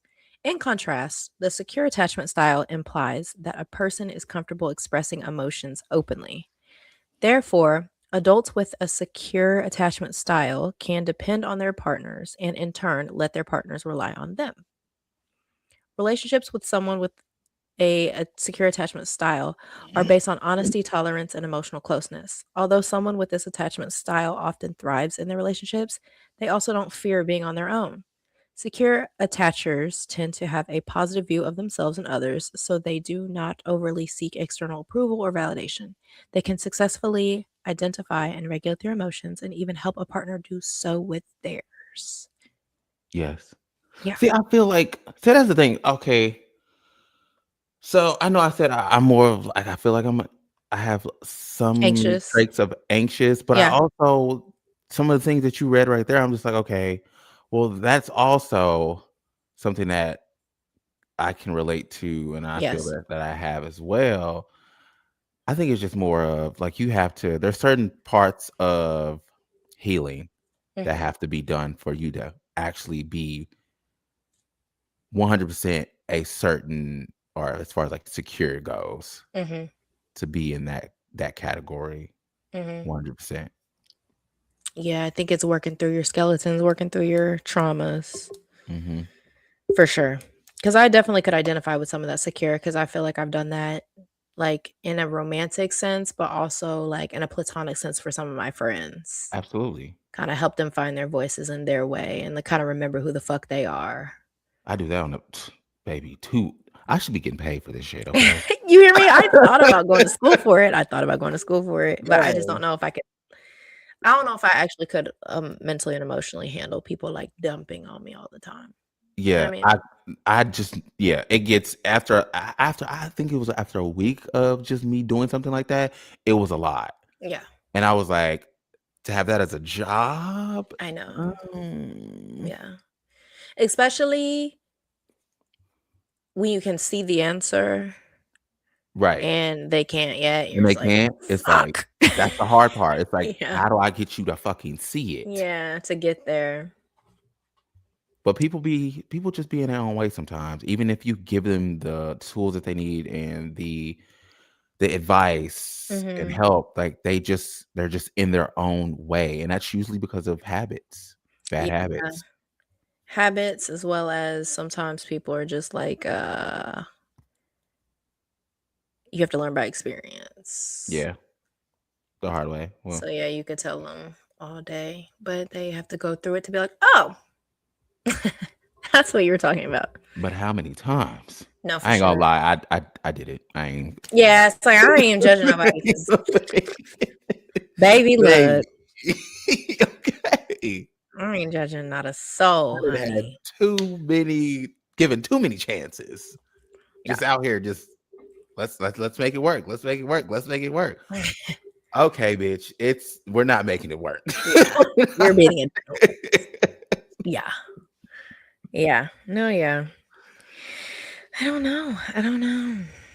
Listen to that gut. Listen to that gut. Yes. Very much so. But it's like the gut and the heart be arguing. Tell the heart to shut the fuck up sometime. No, word up. Girl, shut the fuck up. Because you've been talking too motherfucking Far long. too much. Bitch, you're the reason why I'm here. I'm hollering. Don't listen to that heart nor that cat. Quiet. Facts. Okay. Hush your mouth. Quiet. Okay. Oh my god. That's hilarious. Yeah, what else is on the docket to talk about? Um, let's see. I guess we could. Do we want to dive in one of your topics? Do we want to dive into this next one about The the stages or the stages? copy. I mean, none of my topics are really they're like pop culture. You know what I mean? Okay. Like they're not really I think the only things I really just want to say to y'all is if y'all haven't watched Eve's Tiny Desk, do it. Watch She it, looks Lord. immaculate. She looks immaculate. She She sounds really immaculate. Eve really is out the motherfucking way. And if there's anything that there is to learn about that, that is why that bitch is glowing like that because Beautiful. she is out the way, honey. And I think it's because she doesn't live in, I don't believe she lives in the US. I believe she lives in London or in England, something like that. I just know, I believe, and I could be wrong, but I could have swore her man's a billionaire. Yes. Yes, yes. Yes. Yes, he is. So she never has to lift a finger, baby. But of course, she's even. She does. Yeah, absolutely. But I'm just saying, I don't think she lives in the US no more. I definitely, I wouldn't doubt it, because I mean, at the rate of what's going on, why would you? Mm If you don't have to, at hmm. least, Mm hmm. because it I is. truly want dual citizenship. I would love it. I want dual citizenship somewhere. Where the I want to keep my like American citizenship, but I want to have another citizenship somewhere else. Yeah, I'm the same way, because I mean, you never know. You just never know what the fuck is gonna happen, and you better believe all these rich motherfuckers, they have it. Yeah. Yeah, I haven't picked my location, but I wanna, yeah, I wanna have dual citizenship. I need to get this motherfucking passport going. Ma'am, I'm gonna need you to hurry up and do that. Yeah, yeah. You know, Because I do. I need to go ahead and book that appointment. I actually did book the appointment, and I totally forgot about the bitch. It was at the end of May. Yeah, that's why I took my braids out and shit. Well, I mean, it was already, I was gonna do that anyways because I had put them in like early, I think maybe late February, something like that, early March. mhm. And I took them out because, you know, one, I just wanted to do clip my ends, but then I also wanted my hair to be pressed for my photo. For my little Laid. okay. Which I mean I would go in this style too, but like I just like wanted whatever, my hair like that. And I totally forgot about the appointment.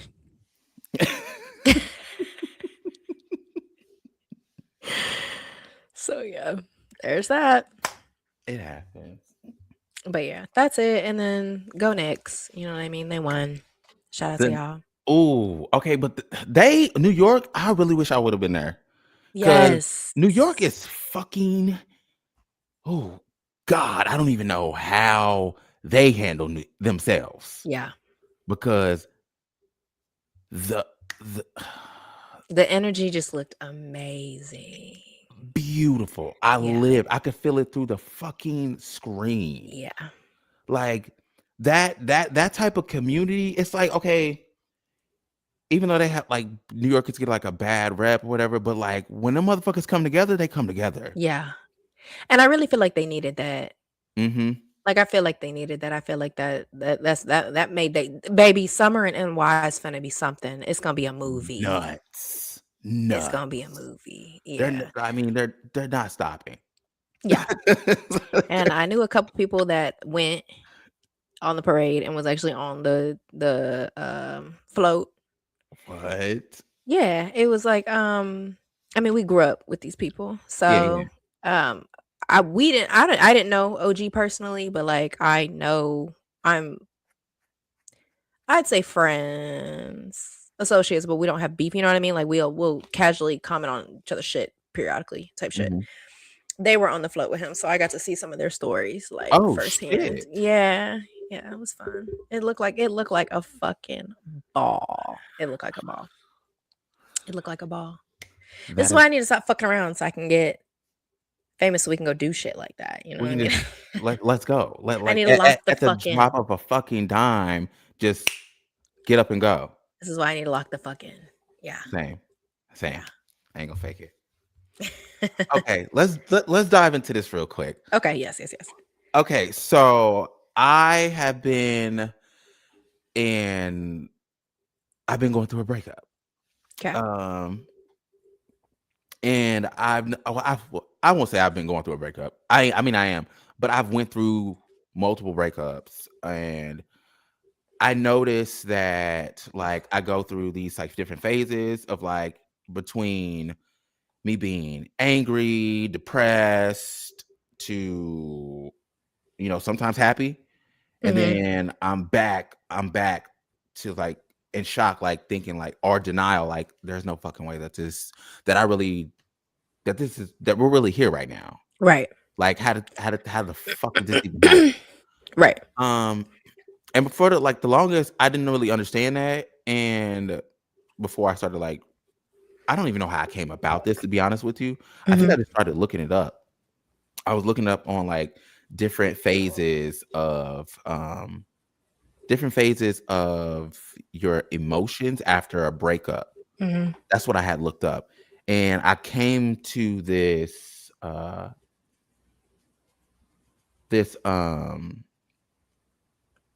wonder this if we found the same article. we may have. Maybe. Let's see. I had looked it up and it gave me this article that basically talked about this woman. Her name's Elizabeth Ross Kubler or something like that. It's called the Kubler effect. Now Okay. she originally wrote a book in let's see, when she write this book. I don't know when she wrote the book. It was 1960 something, or Okay. I could be wrong. Maybe I forgot that part. Hold It's on. okay. It's okay. But she wrote a book on it, and it was basically she wrote a book on like grief, as far as people dying Mm, and how they grieve once they figure out that they have a terminal illness, or that they can't get rid of, or this is just what their fate is, that they're gonna right. die. And she did all these, well, she didn't do all these experiments, but she she documented the process of it. And Mm, basically, when you're grieving something, it's not just it can be loss of a job, loss of a person, relationship, just any type of loss. You go through these, I believe it's 5 stages, if I'm not mistaken. mm. Um, yeah, it's five, 5. Jesus, lost my train of thought. 5 stages, Lord. Yes. It's okay. You go through 5 stages, and the 5 stages are basically, you go through shock and denial. Mhm. The second one is usually anger. Mhm. Then you have your third, which is, you're desperate, so you're searching for a bargaining. You're trying to Mhm. bargain something with someone, like if you're in a relationship. And then you go through the fourth stage, which is, sadness, grief. You're depressed. Mhm. You feel like, that the world's ended. Right. But then, of course, you come back to your, self-realization of okay, you have to accept this. This is what Right. it is. Right. Now, the crazy part about this is it doesn't always, some people think that this happens and it's linear. It's not. Mhm.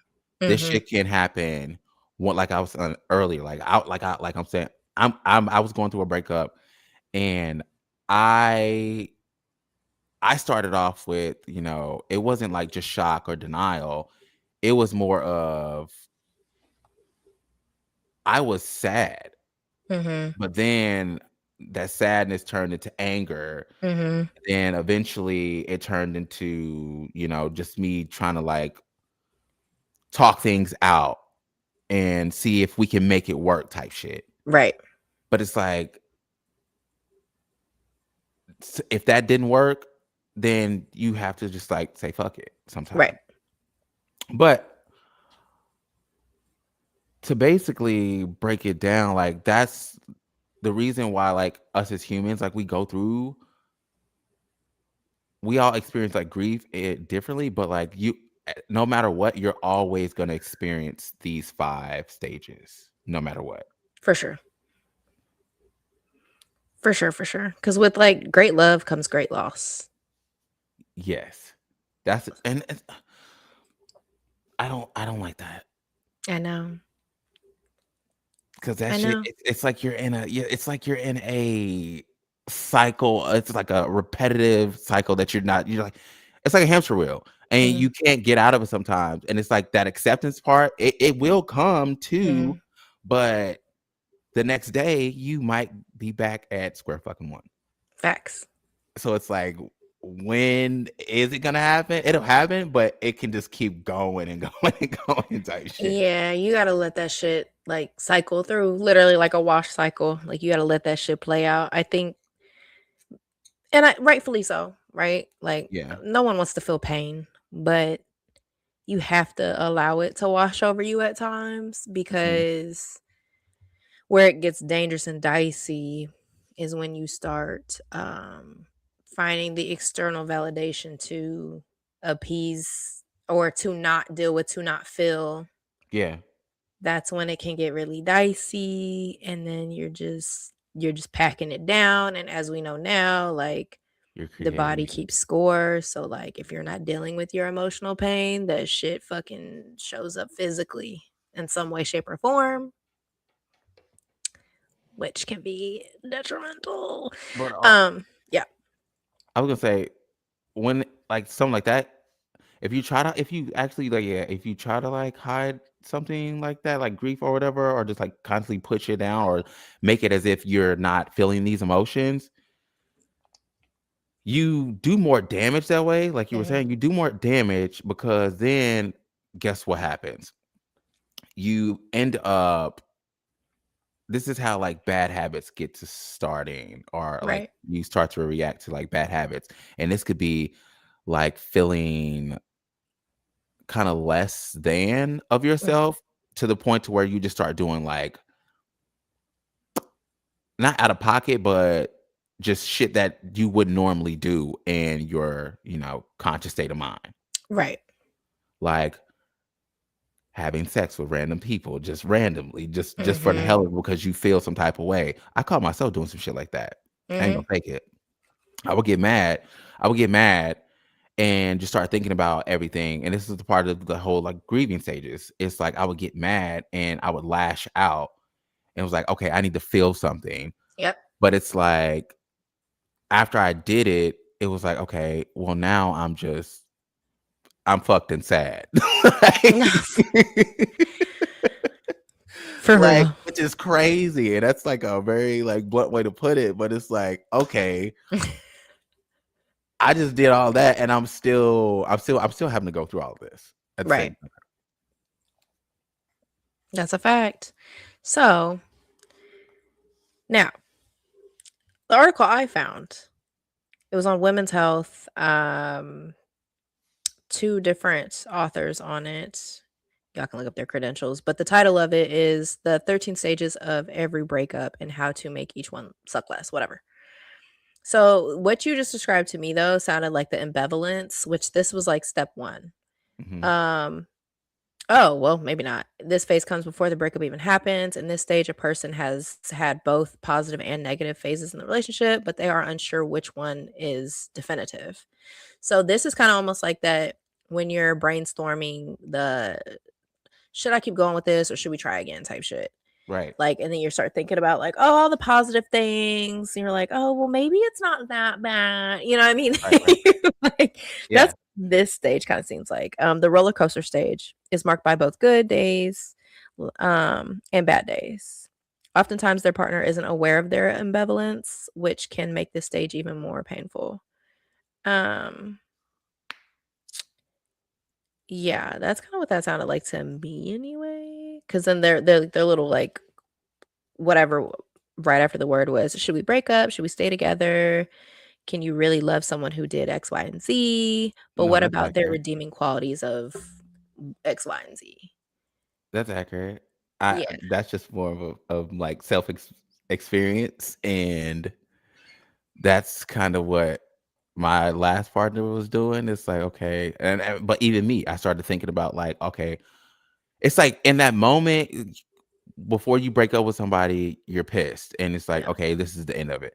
But then when you do it, it's like, oh fuck, Mhm. maybe I'm being too hard on them. Maybe we should talk it out Yeah. and try to make this work again. But it's Mhm. like you're just repeating. Repeating, and then it says now some people might, because some people are iffy about getting people in their business or in their relationship because sometimes things can be worked through, and sometimes when you do phone a friend or get an outside source, sometimes that makes things worse. If it really ain't that bad, you know what I mean? But depending on what's going on, it says try talking to friends and family to unpack the pros and cons.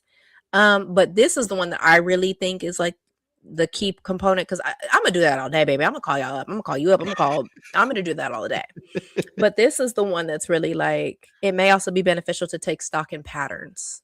So really, is this, oh, I'm just being, like you said, too hard, or is this like, no, this Mhm. is a character motherfucking flaw? Like this is like a habitual pattern. Like this I've identified this in multiple Facts. spaces, time frames. Absolutely. You know what I mean? Um, yeah.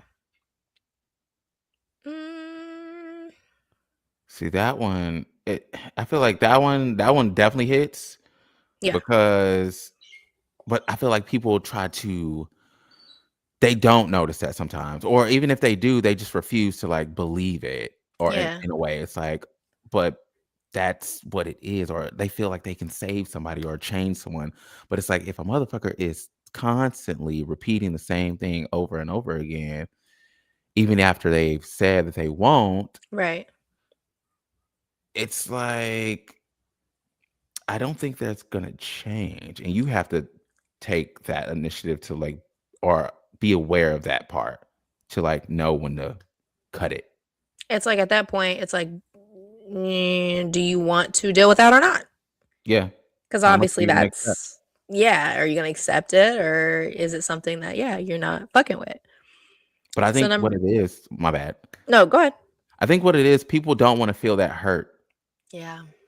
because that hurt that once you're alone and you don't have that comfort of that person being in your company anymore, Yeah. and that's when you start reminiscing and shit like that. But yeah, that people just don't wanna feel that loneliness, and that shit does suck Mhm. because you replay all the good moments. Mhm. That's in here too. So number 2 is the euphoric recall, which is that. It's like, so you broken up and suddenly everything about your ex is all sunshines, Yeah, rainbows, daisies. Oh, he's such a great man. Like, you know, I mean, what my man, what did I do? right. Um, Here, as you focus on the good aspects of your former relationship, you may gloss over the issues that led to this end, this demise, this the ending of this situation, basically. Um, so one of the writers is a licensed marriage and family therapist. Stated sometimes this stage can even create feelings of guilt and regret because you're like, oh, what the fuck did I just do? Like, I just let Yep. that motherfucker go.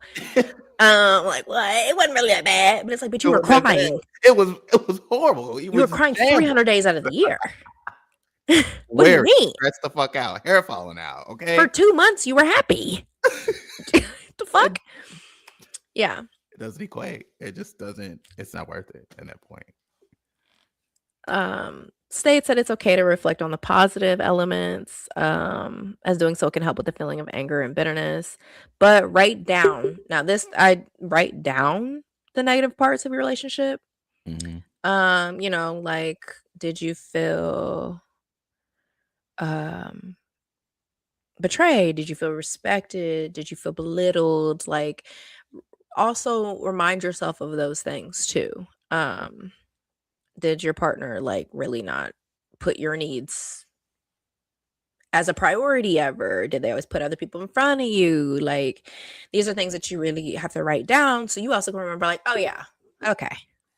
Just to, like, yeah, get an understanding of, okay, where you are mentally, but mentally with the whole situation, and, like, you have an understanding of, like, everything. Like, you see everything that has happened, and it's it's best to do that for sure, because Mhm. then that'll give you your strength to actually make that decision to, either get rid of this motherfucker or stay with him. Yeah.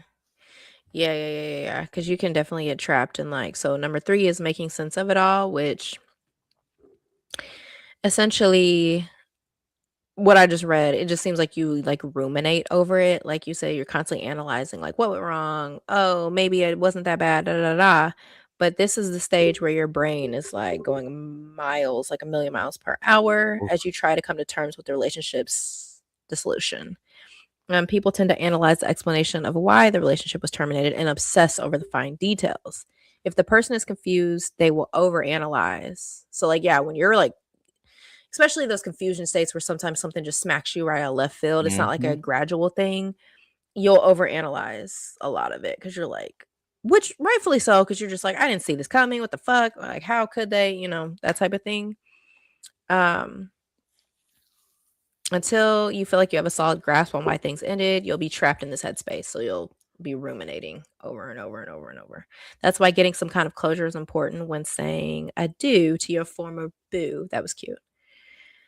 So it says if you're struggling in this phase, um, this therapist says advises chatting with your ex about any unresolved issues. I don't know. I just feel like See it's that case by case. part?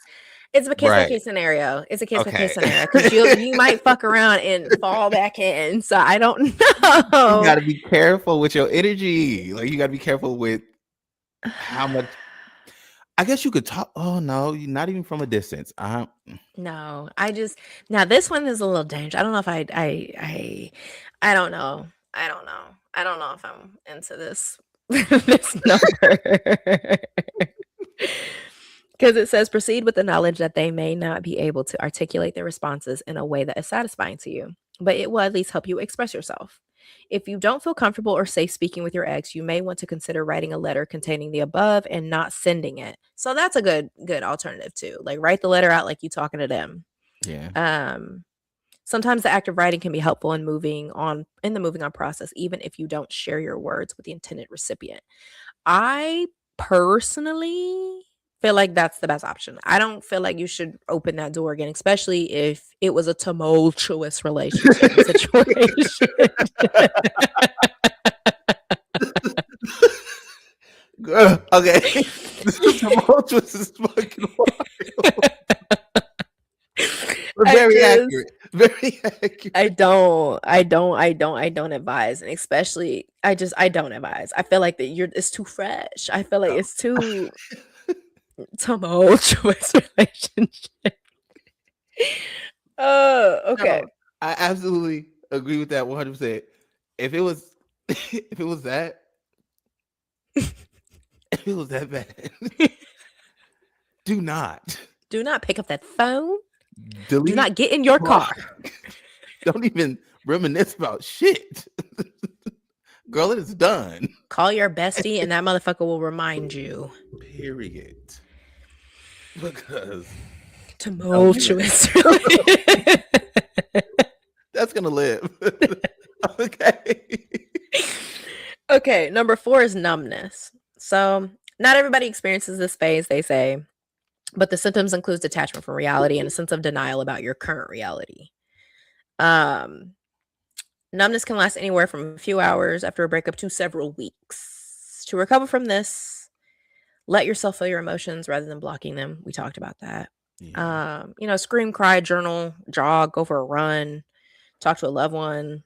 Just try to like get it out. Yeah, you definitely have to get it out. Or like right, yeah, like you said, right. Move. I feel like just being by yourself, but being active Yeah. will get you out of a lot of just being in that stuck phase or like Yeah. numbness. Yeah.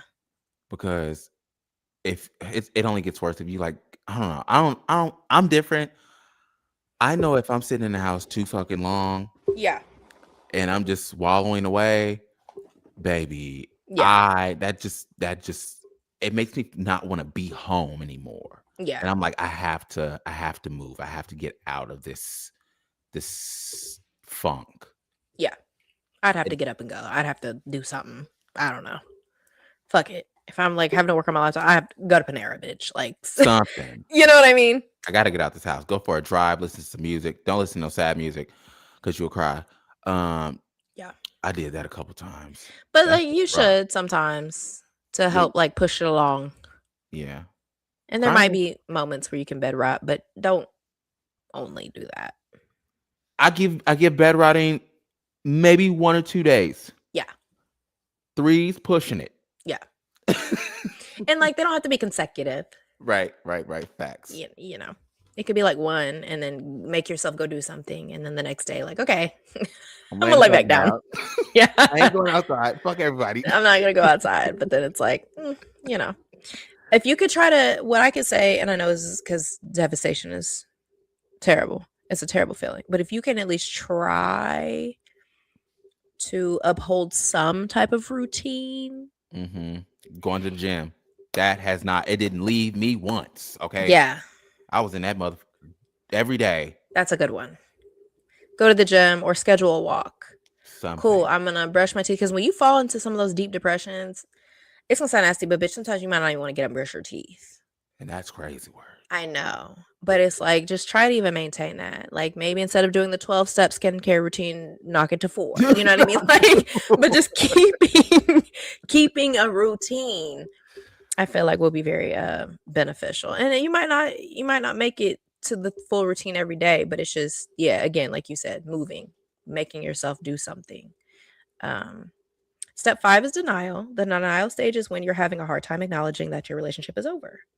It's a common defense mechanism used to help numb the intensity of the situation. hmm This is what a sex therapist said. A person in denial lives with a false hope that things will go back to the way they were before, and this person is ultimately unwilling to move on. Denial may look like reaching out to your ex, not respecting their boundaries, and continuing to carry out plans that were in place when you were still together. Many people fall into denial when they feel a loss of identity without their significant other. Remember that you are your own person and with your entire future ahead of you. So, Yeah, because you don't necessarily need. You should never feel like a person. I mean, understand that being with somebody, it feels amazing, and losing them is like detrimental. But yes. you're still a person that has to wake up every day and show up for yourself. You Yes. have to show up for yourself, no matter what. I don't care what the situation was. That person is not the reason that you. It's not a reason for you. I mean, just living. They Like, didn't make you. Yeah. right. Yeah. And then his like reasonings or her, excuse me, I don't know who's the or they, I don't know who the writer is, but they essentially said the same things we did, prioritizing self-care, reshift your focus, self-care activities, exercising, reading a new book, pamper yourself, et cetera, et cetera. hmm Just pouring back into you. And you may not feel like it, but That's fine. you got to do it. That's what I was like. I'll let y'all slack in a little bit. Like if you have a list of things that you do every day, like self-care, gym, this, that, whatever. I'll let you slide on a couple. I'll let you slide on like 2 on the list, but at least maintain the majority of them most Yeah. days. The most, at least, yeah, the important ones, at least. Well, they're all Yes. important, but Even if you don't make it to the gym, bitch, walk around your block. At least get a mile or 2 in. you can do 10, 20 push-ups, 5 You know minute what I workout, mean? 10 You'd be minutes. surprised what a little walkie walk would do for you. Walking actually is one of the best because that helps with like it helps clear your mind Yes. ultimately. It also And helps your then brain, facts. especially if you're walking in nature, because something about the shapes of like nature, like the leaves and like I don't know, it does something to your brain basically, and it's like good. But also you got all this oxygen just like right there. Yeah. If you're in like a highly greenery, foresty Not area, polluted. Yeah. right? You know what I mean? Just walking. It's like 5 rush hour traffic, and you outside. Ugh. Everybody out here. You breathing in all fucking gases. Stage 6 is anger. You may feel resentful towards the ex, Oof. or frustrated. You may feel angry with yourself for acting in a certain way. Or even you might be angry that you even initiated the breakup because again, going back to like, oh, what I do, that grief Uh-huh. shit might hit you in the angry phase. Um, or if your ex has moved on, you might be upset with them for finding someone so soon. Um, yeah, Baby, if they yeah, found someone's, I don't know. I guess not. I guess not. In certain situations. I don't know. That anger is that's the one. That one. that one's serious, especially with me as in my personal experience with it. Right. You think all the worst things, and that's not what you want to do because that type of energy, it can stick with you Yeah. for a It's very long destructive. time. Very. Yeah. And I don't like even thinking like that because you get in a headspace of like burning people's houses down. I bust the windows out your car. Okay. Contemplating the worst. I'm talking about sneaking into a nigga's garage, waiting until he gets up the morning, get into his car, All open the black. door, choke. Yeah. Okay? Like, don't do that. Yeah. Don't do that. Yeah. No. Don't crash out. Don't crash Don't out. crash out. If anything, go to one of those rage rooms and break some dishes. Lord, please. Step 7 is bargaining, which after the anger stage comes the bargaining stage. People tend to imagine ways that they could have handled the situation differently or better. There's often that's when like the what ifs and the should haves, could haves start kind of Mhm. hitting your ass a little bit. They say if you find yourself in the bargaining, just remind yourself of the facts. Establish the non-negotiables in order to maintain the relationship. For example, you might think, well, maybe I could compromise and have kids if that's what he really wants. But if parenthood isn't a goal for you, then stating that fact involves being honest with yourself You gotta be about your wants and needs. you gotta So, be honest with yourself. You gotta be honest with the whole situation. Like that's yeah, because if you aren't, yeah, you're literally just asking for, I mean, disappointment at that point. and it just seems like you're abandoning yourself at that point. Yeah. Yeah, absolutely. You're saying, "Fuck you. I'm just gonna give myself and to please him or her." Yes. Yes. Yeah, nah, I don't did do that a that, couple yeah. times, I ain't gonna lie. I feel like we all have. But yeah, we can't don't people get one chance. Give them one chance. That second chance, at this point, uh-uh. No, for sure. You get that one. You get that one, and it really is depending on the severity of the situation. You Because if it's, very like, small shit, like, I don't know, it can be kinda worked through. Maybe it's just like a you have to unlearn a pattern. right, like It has to be a cleanliness. small situation, Very not you know what I mean? Come tumultuous. on. Because what the fuck? So, yeah. Yeah. No, that's real life. That's real life. Number 8 is sadness. Don't underestimate your pain. Um, the end of a partnership not only means the loss of a person, but also your future hopes that you had. So, Mhm. that's real. Like the things that you already pictured, or shit, even things that were already set in motion, plans that already were set in motion, or trips or something, things that you down the line foreseen being with them for are now no longer. And that sucks. That Yeah. one really sucks. It's like, especially if you've already paid for some shit, baby. Yeah. That's rough because you had everything mapped out, everything just imagined and hmm prepped and ready. It's like, okay, now what am I gonna do? That's how you Shared that's like goals y'all talked about. You know what I mean? Yeah. Yeah. That one's a it's a mind doozy. fuck. It's a mind fuck. Break up It's a first. fuck doozy. It's a fucking doozy. Number 9 is social media changes. I feel like that's kinda self-explanatory. Just kinda deleting the pictures, muting their friends or family, Oh, I changing your haven't done that relationship part. status. Yeah. Yikes. Yeah. So that's the part that we should do is deleting pictures. I guess.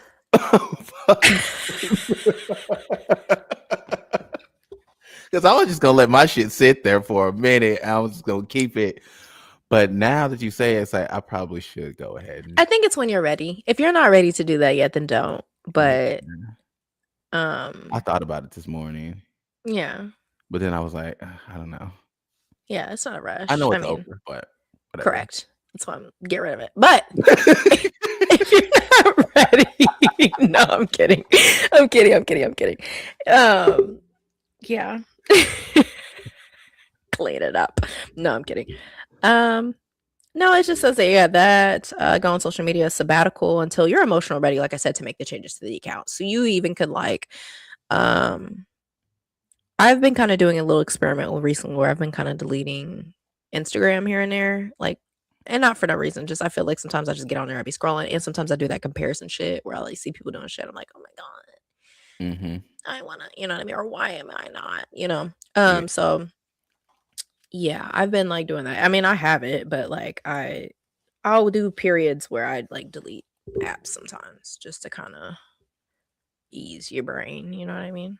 Yeah, because we're always like stimulated with something, some type of like social media or Yes. that's another thing that I noticed when I was also just to go back to when we were talking about when I was on my trip or whatever, Yes. I didn't use my phone at I all. I was know. unfucking plugged. Ah, It was beautiful. yes. It was It's so such a nice beautiful. feeling. It really is. It was beautiful. I'm ready to go back to the flip phones. I don't give a fuck. Me too. Me I don't too. care. Me I too. I don't want to. care. I want to flip phone so bad, but I'm also trying to become like TikTok famous. So I'm You hear me? whatever. It's like you have. It's like the world that we live in. We have. It's like we don't have to, but it's like we have to. It's weird. I know. It's Ugh. learning though. It's the discipline of. It's recalibrating yourself in the discipline of. I'm using these apps as a tool versus As like a as tool, right? entertainment. Right. Right. Right. Right. Right. So get I on feel there, you. post your shit, get the fuck off. Yep. Get on there for an hour, hour and a half, respond to people, whatever, get the fuck off. Like it's Mhm. having the discipline or like the Discipline, whatever, the structure structure. of still utilizing the apps, but not letting the app utilize you. Mhm. She dropping gems, y'all. I was just letting you know that she I'm dropping saying fucking this gems. out loud for myself as well. Because what the fuck? Um, 10 is relapse. Did I already do 9? Yeah, 9 was Mhm. social media. 10 is relapse. Um, Heartbreak can also bring you back together in some cases. Help you overcome issues that were previously holding you back. Sometimes this can lead to a more stable long term relationship. The grief can act as a wake up call, you know, to both parties Yeah. and motivate the couple to focus on the positive. But sometimes the relapse is just a fucking relapse. Ugh. There might be a moment of relief, but then the negative dynamics of the relationship kind of just remind you why this why I don't fuck with this nigga. You know what I mean? Like, Mhm. You'll so it's know. like, You'll know if a person's really changing. Like you'll be able to see it. If you yeah, can't see it within those couple weeks, they're gonna show themselves to you real quick for sure. because you're already familiar. Yes. But So, no, I will say, but no, because the euphoria of, oh my God, we're back together. Like, I've been missing you. Oh my God, I love you. oh, So that is it's like true. so great. And then you catch a glimpse and you're like, oh, Oh, there it is. hmm. But it's not, I feel like it wouldn't show up right away. For some people, it might. But the dynamic I'm thinking of is like when y'all do decide to call it and then y'all end up coming back together and it's like, oh my God, I miss you so much. I love you so much. Oh my God. And then it's like so great. Y'all doing all the things, going on the dates. Oh my God, maybe this was it. And then it eventually kind of, oh no, it's still the Figures same. out. Yeah. Yeah. Yeah. Yes. Okay. Step Ah, number 11. my Number lord. 11 is acceptance. After experiencing the anger, doing the bargain, feeling your feelings, and yes, relapsing. Acceptance is where you land when you are no longer resisting the breakup. In other words, you've made it to the other side. In this stage, you're beginning to build out your life again, your own life again, now that the relationship is finally over. And while you may still have your moments, you're looking ahead towards your oh so bright future. I don't know. That was too much for me right there. I don't know. Okay. It's inner peace essentially. It's finally coming to terms with the reality of the relationship has ended. Yeah. You know, so And you that's really accepting, well, yeah, accepting, but being you get your strength back. You get you regain who you are at the end, yeah. ultimately. You Well, get the excitement hopefully. back. And then step 12 is the comparison dating phase. So this part of the post breakup journey reveals that you've made enough progress to begin your search for love again. But during this phase, you may go out with people, but you may find yourself comparing them to your ex potentially. Yep. Uh, That shit sucks. yeah. I did that. Cause there's so much things. You don't know this person, but then it's like, okay. It could also be you can also look at it this way as if like, oh, you don't do what Mhm. my ex used to do. Like as Right. far as like we don't have that same interest as like, oh, for instance, like me and my ex might have went to shows together and bonded over like, theater and stuff like that. Mhm. But that person may not even be into it. And then that's like, oh well, it's kind of a bummer in a way. Yeah. You can't let that affect you, like your current. Correct. And I mean, maybe they might not like it, but also maybe they just have never Eh, been to, yeah. and you might be able to expose them to something that they might end up enjoying. True. Very true. For sure. So I don't know. But then also they could like trigger the fuck out of you, too. Facts. It's like, okay, we can't do this shit no When you more. start to compare on accident, but you can't help it because that just like happened however many moons ago, and you're like, mm-mm. This is how I know that I am definitely not ready for a relationship yet. And because I just know like how I feel now, and if I get with somebody, I'm still gonna be thinking about certain things. Right. And it's like I don't wanna do that. Right. No, that's fair. That's fair. And step 13 is the forward motion. Mm. Hallelujah, you did it. You You've did. emerged.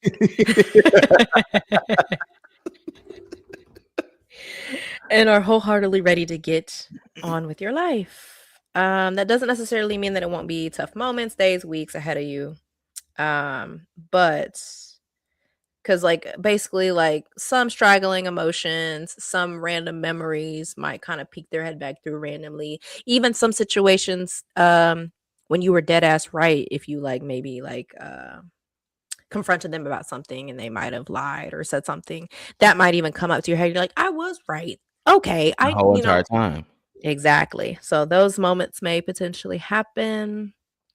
Um, I feel like those moments that you have to like those were gut moments, and that's what you have to remember to do. And to like, if you have like once you get in another relationship, if you're having a gut moment or a gut mhm, feeling, mhm, fucking listen to it. mhm. You're not crazy. Yes. Listen to your goddamn intuition, folks. Yes. You're not Trust your crazy. discernment. Absolutely. Trust your discernment. It will lead you in the right direction every time. Unless you make dumbass decisions. No, I'm kidding. But just We keep it I'm real. kidding. But y'all know that feeling where it's like, oh, I should probably leave, or oh, I'm not supposed to be here, or oh, I should probably grab a jacket. That's the Mhm. one that gets me. The jack. Is the thought of like, oh, I should grab a jacket, and I'm I should like, grab a "Meh." jacket, And then and I then go you go somewhere, I'm out. like, bitch, you should have grabbed the jacket. They was telling you ahead of time. Continuing your work from the previous stages will serve you well by journaling and engaging in self care again, continuing to increase self awareness. The painful breakup energy slowly but surely dissolves. Yeah, just again, creating a schedule, a structure, or something for you to kind of abide by Mhm. just will kind of help. Because then ultimately it's bettering you anyways. And then you can like slowly start trying to like, I guess whenever you do date, like see where that person fits. And I'm not even trying to say that in like a selfish way, but like, no, like you've built yourself up now. Now Yeah. you just kind of see, oh, where you can fit someone else in right now. Are they gonna be good for you? Like another thing, like, are they gonna be good for you? Like you want to make sure. I mean, you're not gonna know everything about them, but there's key things that you can pick up on if a For sure. person is gonna be good for you or not. For sure. And if not, I mean, hell, sometimes I don't know. I do enjoy AI, but I also understand all the things about it, the qualms and all that. But sometimes if you don't know what the fuck to ask somebody, type that shit into AI. Like, I know that sounds fucked up, but it's like, what are some good questions to ask someone, you know? to You gotta really be like very learn who detailed. they are or to really figure out kind of like if this is something I should whatever. Yeah. I mean, that's what I did. That's what I was saying. I literally typed in like I said, the stages of grief, like or after a breakup. Like I was trying to figure out just to help myself get Right. through some shit, Right. and And it like we helped. stated before, it's not linear. It's cyclical. Yeah, You might be on step 1, go to step 9, then now fuck you back at step 5 like it's rough, but you make it. You make it if you get out your own fucking way. yeah. Stay the course, y'all. Stay the course. Gotta make it work. Wow, I think this was a good one today. I think it was. Y'all got some self healing. I guess. Well, I guess. Yeah, it's self healing Mhm. in a way. Some self-healing, some maybe some information you didn't know before. Maybe you learned something about yourself that maybe Mhm. now you have some work to do to assess where the origins of it might have started or why you might be a certain attachment style or how to heal from certain things that you might not be speaking about or have never told anything about anyone about. Um, You got to give keep you studying yourself for sure. Keep yes. learning about who you are and just like the how hell even how the human brain works. You have to know these things because Yeah, that's gonna help you move through life and relationships way better. facts. Because ultimately, you're your most important love story.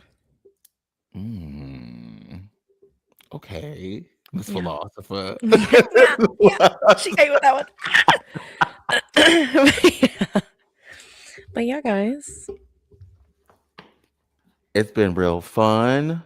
Um, we'll be back. What next week? Yes. 5. Yes. Oh my god, this was me and Ronnie's first one by ourselves. Jerry should be back at some point. Yeah, he'll be back. Yeah, We're not sure but yet, but he'll be back. yeah, he'll be back. He'll be back. I know. I guess we should maybe address that because people were probably like, "What the fuck? Why is it just them two?" No, he's just doing some. He's living his best life right now. Yeah, taking a little sabbatical. Nothing too You hear me? crazy. Right? I want to try to work on getting clips made. I'll look. I know I said I'd look into that, but yeah, I just gotta find somebody to do it. And I don't know why my fucking shoulder is on a million. Maybe it might be that shit that lady read. I don't know. Uh-huh. We need to talk about that, by the Whoa, way. because maybe when I tell you, feel like what the fuck is going on? So I ain't done nothing crazy either. Like that's why I'm like, why does that feel that way? Could be some work, y'all. Anyways, yep. But yep, this was me and Ronnie's first one. I think it went really well. I hope y'all love it. I hope y'all like it. I hope y'all learn something. I hope that y'all rewatch it or put y'all friends onto it. Absolutely. Yeah. And remember, like, subscribe, share, fake fake podcast therapy. Wait, it's fake. Yes. Yeah, fake Yeah. fake therapy podcast. Fake Therapy Podcast STL, I think is like the name of it, like the app Yeah. name. But yeah, I'll talk to you guys later. See you guys. Bye. Wait a minute. I think we still in.